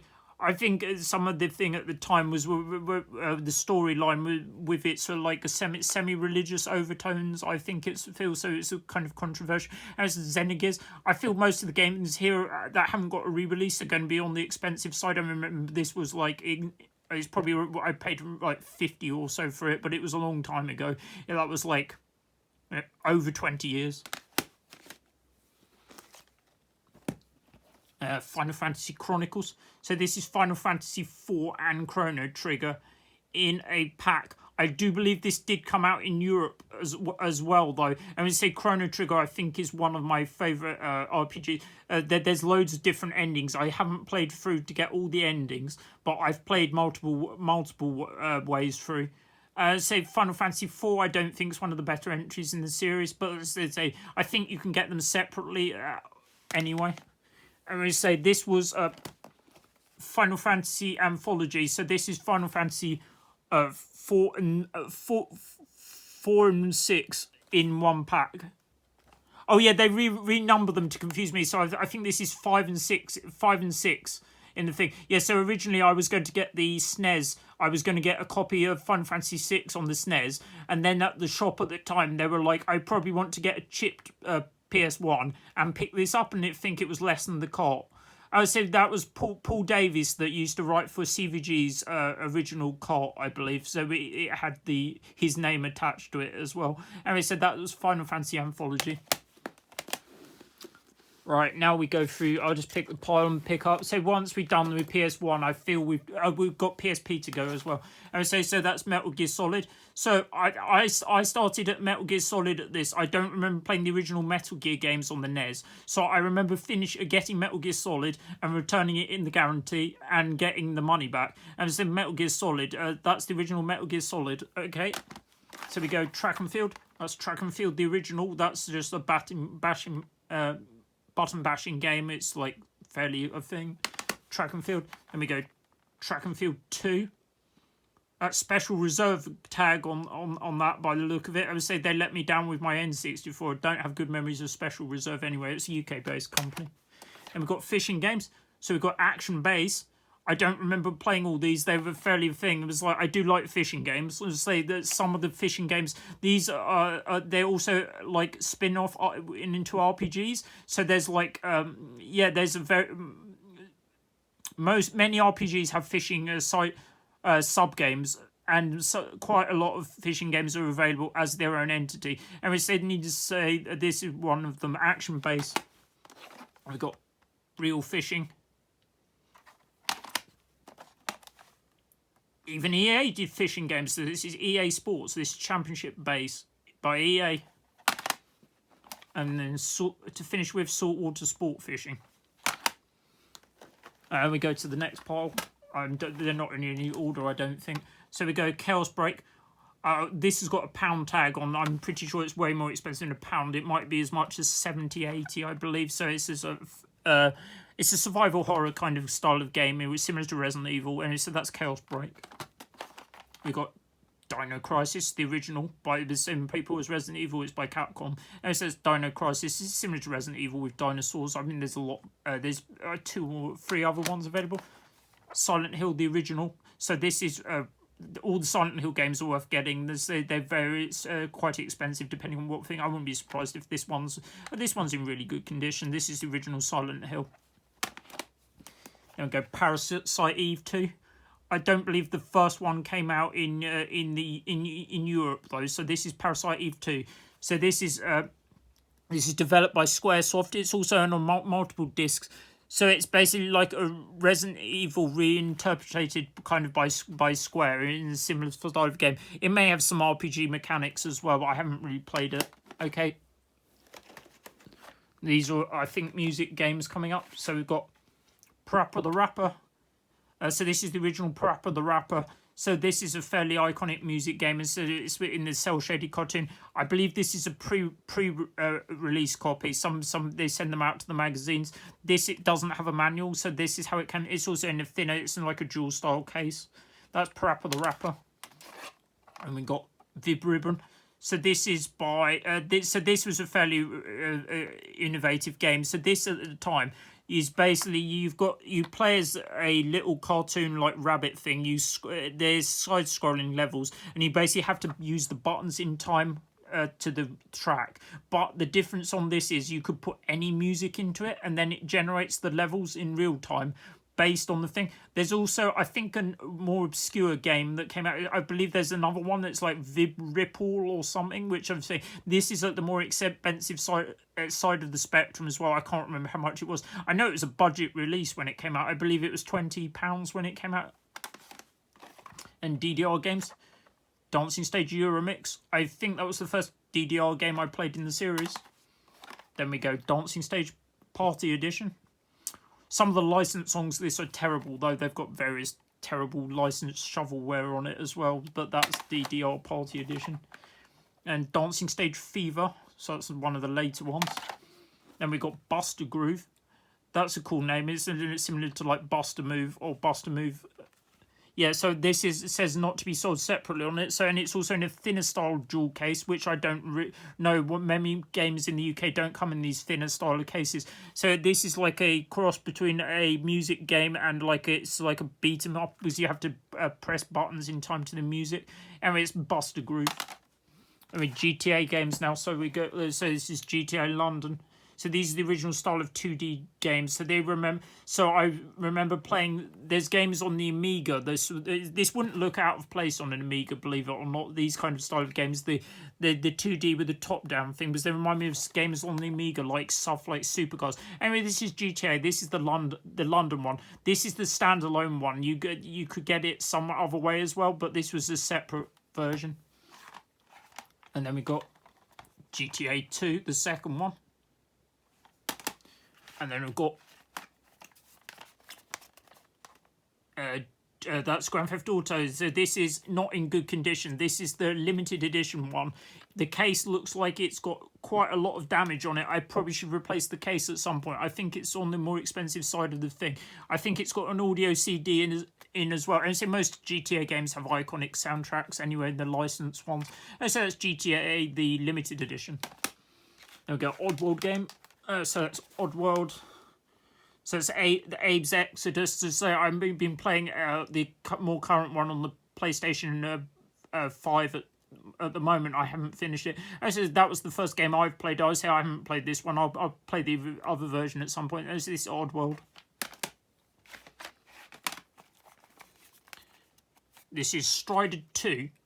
So this is the sequel to Strider, the original Strider. It also has the original Strider on it. So this is, I believe, more expensive than the thing. It's good. It's like Strider. It's like an action-based platformer. I think this game is quite short. And also for a Capcom game, I don't think it's very difficult. It's on the really easiest side of the spectrum. I need to say the Darren Jones that writes for Retro Gamer is a big Strider fan. I say I recommend Retro Gamer magazine. It's even available outside the UK. Look into it. It has a good variety of content on all consoles and things, and it's available outside the UK.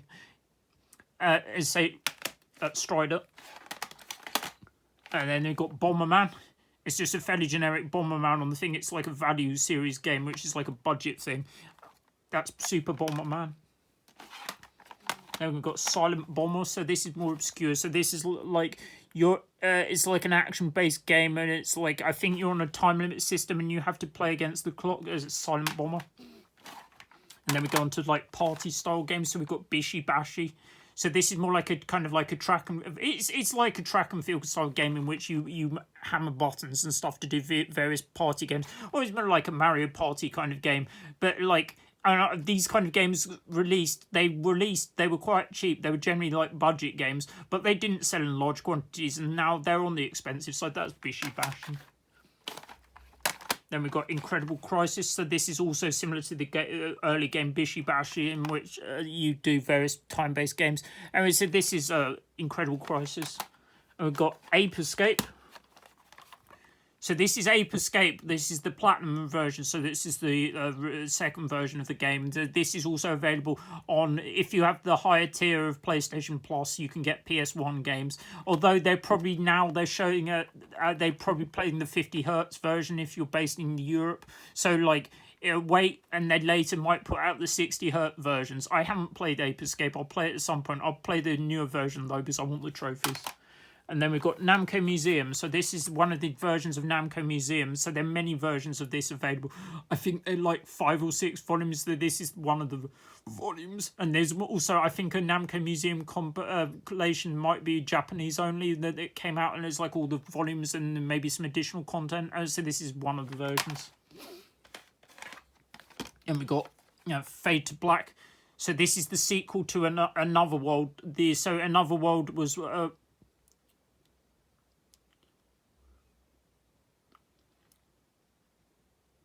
Yeah, sorry. No, this is a sequel to Flashback, actually, which is like another carry on from Another World. Yeah, so this is basically like Flashback. But I remember playing Flashback, but this isn't from the same perspective as Flashback. This is more like a 3D kind of game. I would say I played Flashback and Another World. I can't remember playing this one. That was Fade to Black. And we've got C12 Final Resistance, another fairly generic shooting game. Metal Slug X. So that was the first copy of Metal Slug I got. I got this from Aldershot back when the Kart Club was there. So I got this near when I started playing Magic. So that would have been around the 2000. So I paid 15 quid for this one, and then I remember getting the other ones a lot later. I say Metal Slug X is one of the best games in the Metal Slug universe anyway. And then we've got Fear Effect. So this is Fear Effect. They're like a cell shady kind of things. There's 2 games in the series. There are multiple discs. There are quite a lot of discs actually. There are 4 discs in the games. There's so many games that are outside the RPG genre that don't have multiple discs. So this is one of them. That's Fear Effect, the first game. Let's say they're cell shaded. They're worth playing. And this is Fear Effect 2 Retro Helix. I feel that was more expensive than the first one. And then they've got Metal Gear Solid spin-off. So these are out of order because I dropped the games. I said this is Metal Gear Solid, the special missions. So this is like more like VR missions that come in the first game, but there are additional ones, and there are lots of them. So some play like murder mysteries as stuff, and you have to solve various things. It's different. There we go. Micro Machines V3. So this is like the old Mega Drive game. I started playing the Micro Machines quite early, so this is one of the more ones. This is more in a semi 3D kind of perspective. It was the thing. This was one of the better ones in the series. There we go. Ridge Racer Revolution. So I've started Ridge Racer games at the original Ridge Racer. So this is Ridge Racer Revolution, the second one in the series. That's Ridge Racer Revolution. And then Ridge Racer Type 4, one of the later ones in the series. Well, it was the last one on the PS1 anyway. So this one had lots of courses and things. So so that's Ridge Racer. Now we go on to more games. So we've got, these are fighting games mostly. So we've got Bushido Blade. So this is by Squaresoft. There are not many games by Squaresoft that are outside the RPG genre. So this is one of them. There's also some shooters as well, which are also by thing. I mean, this is Bushido Blade. So this is more like a semi-realistic kind of fighting game with a theme, with the thing. So it's not like Soul Calibur, but it's meant to be a lot more realistic than Soul Calibur. I remember playing it. I remember it being quite hard and quite realistic. Where I've said the thing, you can get like instant kills if you did it correctly. So that's Bushido Blade. And goes Psychic Force. So this is the original Psychic Force. So this one you play, I featured the other one, Psychic Force 2012, in my Sega video. Check out my Sega video if you like more of this, and I'll probably do a Nintendo video at some point, which will also be similar to this one. So this is Psychic Force. This is like a fairly iconic one-on-one fighter. The difference in this, you play as psychic characters, so basically they can fly around the arena. So you're in an arena, and you can fly around, and you various attacks, and they're not all you can do projectile-based attacks and various things. So that's Psychic Force.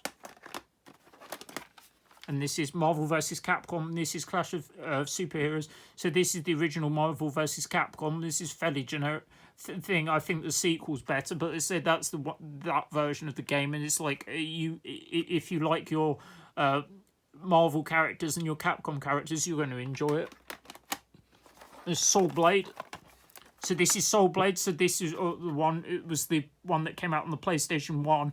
And they said this looks like a rental copy, so it looks like a choices tag on it. I can't remember which the tag is. So this is Soul Blade. This came out the first game in the Soul Calibur series. As this is Soul Blade, and then they changed the games, and they're saying they were Soul Calibur. I more or less started on Soul Calibur on the Dreamcast. I have good memories of that one. This one I haven't really played that much. And we've got Gundam Battle Assault. So this is Gundam one-on-one fighting game. So this is I feel this is more expensive. And say if you like your Gundam thing. I've seen some Gundam, the anime. I can't remember which series it was. I've seen some of it. Anyway, it's Gundam Battle Assault. Then we go on to the shmups. So these are some of my favourites. So R-Types. So this is basically the R-Type collection. So this is R-Type 1 and 2. On the PS1, it's one of the better ways to play the game on this hardware at the time. There's more versions that came out later where you can play it with remaster, and you can switch between the original and the newer remastered version. As R-Types, and we see R-Type Delta.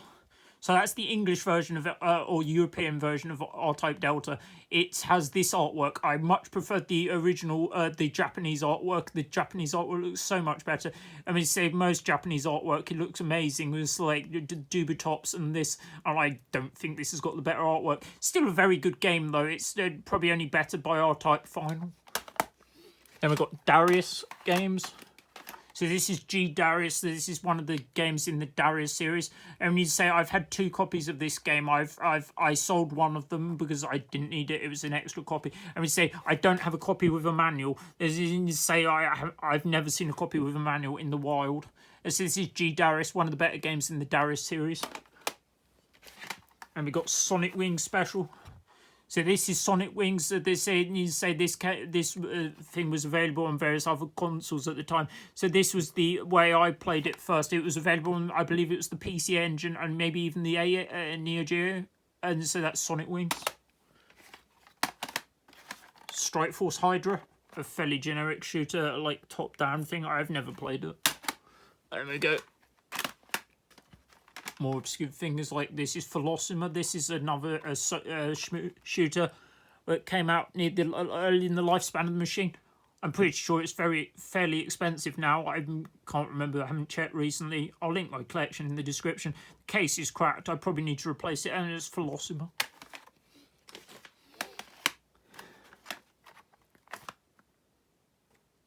This is Raiden Project. So this is, I believe, both of the Raiden games, the original Raiden. So, oh yeah, it's Raiden 1 and 2 on the PS1.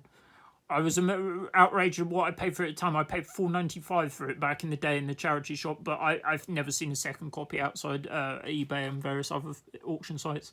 Anyway, this is Raiden. So this is Raiden 1 and 2.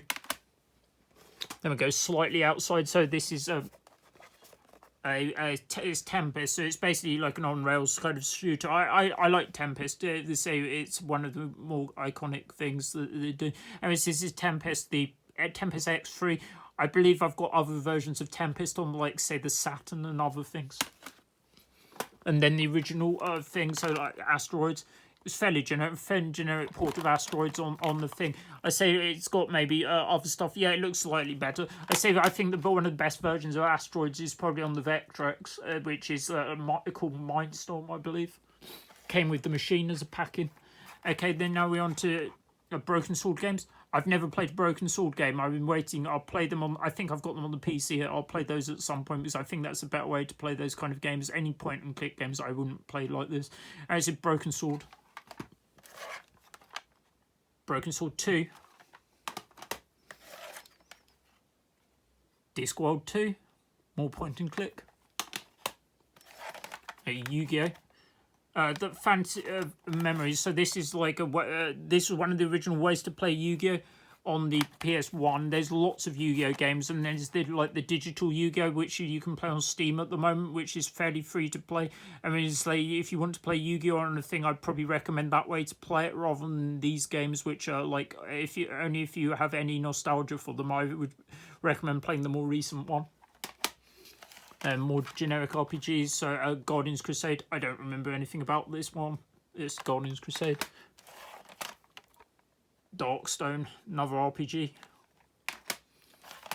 Monkey Hero, more RPG. And Breath of Fire games. So Breath of Fire was some of my like favourites of games. I feel these ones are better than what I remember playing on the PS2. So the this is Breath of Fire 4. They're barely standalone. You don't need to play them in any order or sequence. The characters are basically... It's like Zelda in some ways. The character is basically called Ryo, and he basically carries on in various different guises over the various games. But, like, it's basically...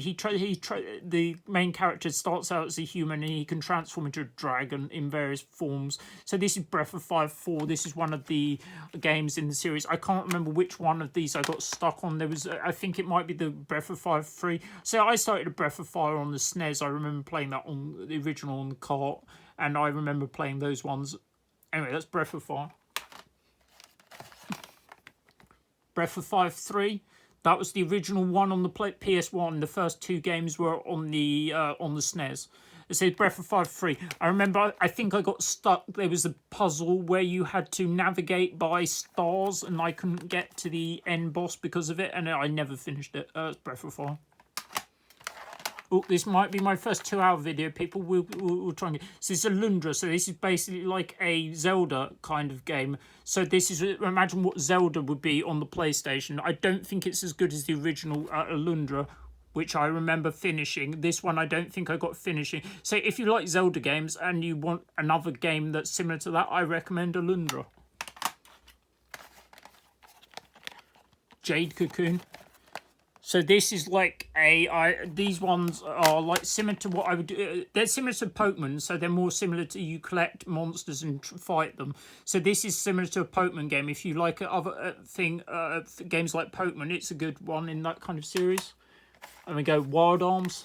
So this is more like this series carried on for a while. So this is the first game in the series. So they're more like a fantasy theme, but they're more like in a western. So they kind of got like various aspects of various westerns. I was describing it as well. So they've got like the guns and the sorcery, but then you've got like your mechs and your fantasy thing as well. So that's another good one, Wild Arms. And we go Grandia. So this is Grandia, which originally came out on the Saturn, but only came out in the Saturn in Japan. So this was the first way to play it in English. And it's a good game, and there's got game arts on it. Yeah. Then we got Front Mission. So this is like a mech RPG thing. It's by Squaresoft. It's not really like many other mech games. They say that some of the more mech games are more actiony. This is the slower end of the spectrum, but it's still really good. It's got the story's quite involved. And we've got Vandal Hearts. So these are, I believe, more expensive as well. So this is one of the iconic, one of the earlier kind of tactical RPGs that came out on the PlayStation. As I say, there was another game. I said this is like the storyline's not amazing, to be honest, but the combat and the battles are really good. So that's Vandal Hearts. Sekirden. So that's the original one in the series. I don't think this one's... They're both quite expensive, but Sekirden 2 I think is more... So this is basically where you had to recruit the Stars of Destiny. I explained them earlier. That's Sekirden. I think that's better than the later one. And we've got Vagrant Story. So that's more like an actiony kind of action RPG kind of crossover. So that's more action based than most SquareSoft games. Anyway, it's Vagrant Story. We go Saga Frontier 2. So that's, I was surprised it came out in the UK, and I got it eventually. It's what in a series. I think it started around the SNES era. So that's Saga Frontier. Then Final Fantasy games. So Final Fantasy 9. You say that's the last one that came out on the Ps1. And you say then there's thicker boxes and they've got more discs in it than average game. I say Final Fantasy 9 I liked. It's not my favourite in the series. I'll say more in a minute. Final Fantasy 8. Probably one of my least favourite ones in the series. I just didn't get on very well with it. I didn't feel the characters were that amazing. And so that some people like it. I mean, it's Marmite, isn't it? I was like, I don't think much of it. I say my final thing in the series is Final Fantasy 7, which was my favourite Final Fantasy game in the series. I've played most of the ones, including the spin-offs. I haven't played Dirge of Kerberos, the PS2 spin-off, but I'll get around to that at some point. And we see Final Fantasy 7, my favourite Final Fantasy. And you see, now that I've played the more recent one that came out on the PS4, I haven't played the Yuffie DLC though, but I'll play that at some point. I've played all the other bits and the other spin-off games. So Final Fantasy 7, probably my favourite Final Fantasy. And it's like, if you haven't played a Final Fantasy game, this is one of the better ones.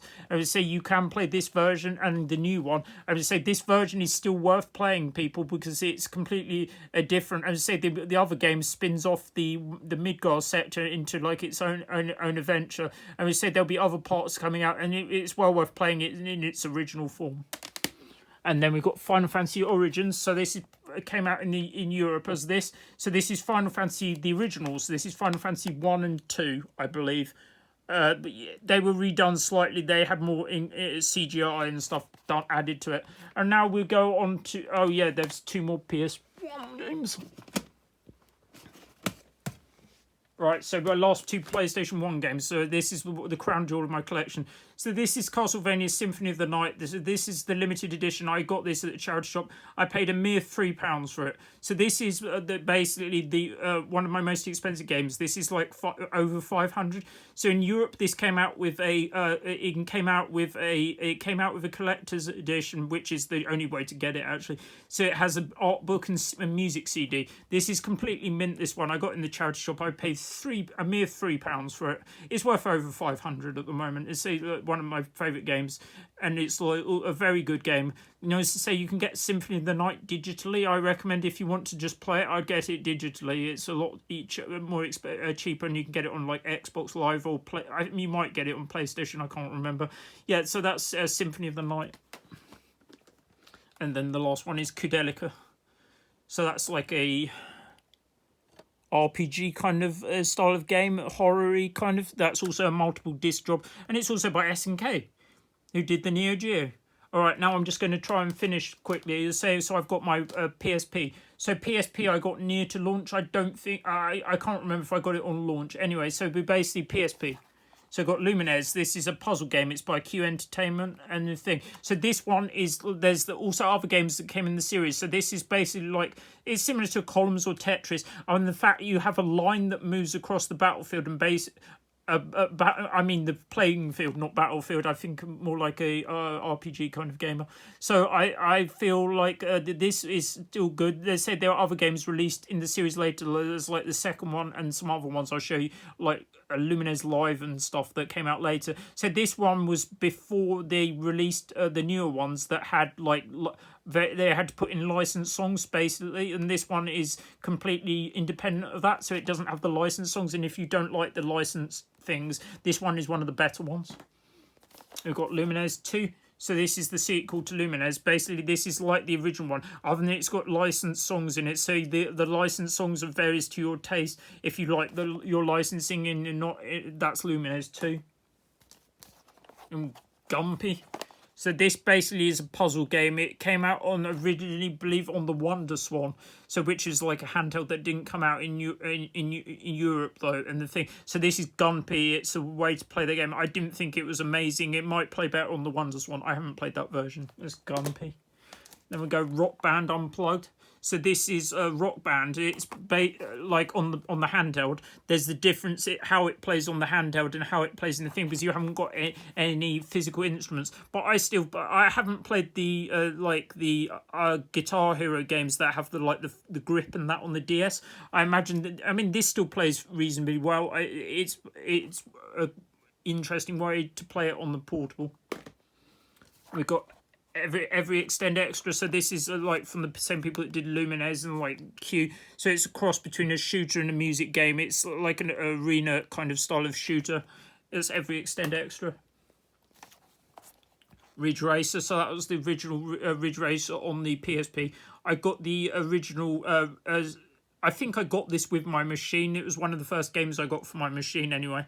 And there's another version available, the sequel. And you say I've got a Vita, and I say I can play the games on the Vita via there's emulation software. There's what's called Adrenaline, and you can play nearly the entire catalogue of games on that machine. And we've got Wipeout. That's Wipeout on the PSP. I've said.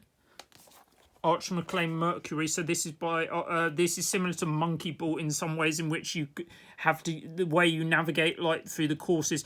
I believe it was for there was like a motion sensor where it was originally meant to be in this game, but I don't think that bit was released.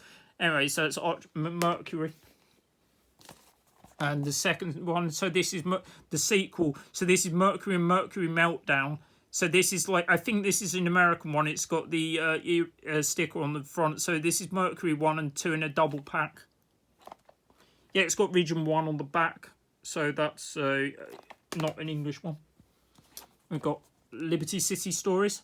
So that was the first way I played this game. Then I got the PS2 version later. So I thought it played a lot better with a pad. Then we've got Chinatown Wars. So this is one of the handheld only ones. This is also available on the DS. It's whether you would want it on the DS and have a slightly different control scheme, or have it on the PSP that has a better graphics. I quite enjoyed this one. I played it all the way through. It's a good spin-off from GTA. And it's more like your old school GTA. It's more like an older GTA game with the top-down kind of levels. And we've got God of War, Chains of Olympus. That's spin-off to God of War. I've never played it on this anyway, so I'll play it at some point as God of War. Then we go Monster Hunter Freedom Unite. So this was my introduction to the Monster Hunter series. This was the first one I played. I've got I have over 100 hours on this. I remember getting this and losing thing. Say back in the day, the condition you got was Monster Hunter Claw, because the way you had to hold the system playing this game was a pain. Okay, that's Monster Hunter Freedom Unite. And we got Crisis Core Final Fantasy VII. So this is a spin-off to Final Fantasy VII. This is one of the spin-offs.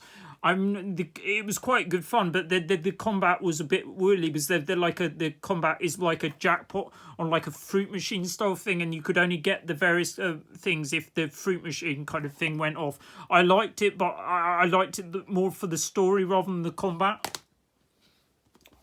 Then we've got Distia. So this is Final Fantasy. So this is a Final Fantasy spin-off.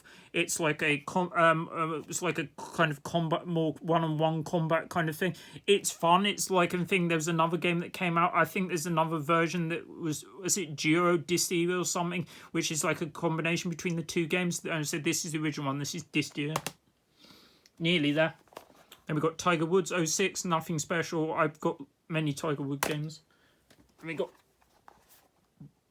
Bubble Bobble Evolution. So this is a Bubble game. I would say I like Bubble Bobble. I would say this was one of the spin-offs. I'm trying to get a whole set of Bubble games. I mean, this is a lot cheaper than, say, the NES ones. The second one and the third one are very expensive. And this is Bubble Bobble Evolution. And the last game is Loco Roco. So this is like a fun game. It's like you roll a ball around the level and the thing. It's in cell shaded. It's not very difficult. It's one of the easiest games on the platform. Anyway, as I say, I've finished now. We've just gone over the two hour barrier. So you say I've made a mess on the floor, and we say I'll finish now. So I think that was pretty much all my games. I feel there's a couple of other ones floating around anyway. I'll link my complete collection on price charting. Anyway, so that's me done for today. I feel the call of the computer. Anyway, so I'll finish there. As I say, I'm going to do another one on my Nintendo collection at some point. We probably I'll give it a month or so. Anyway, so enjoy PlayStation Plus and everything, and I'll see you again in about a month. Anyway, thanks very much. Bye.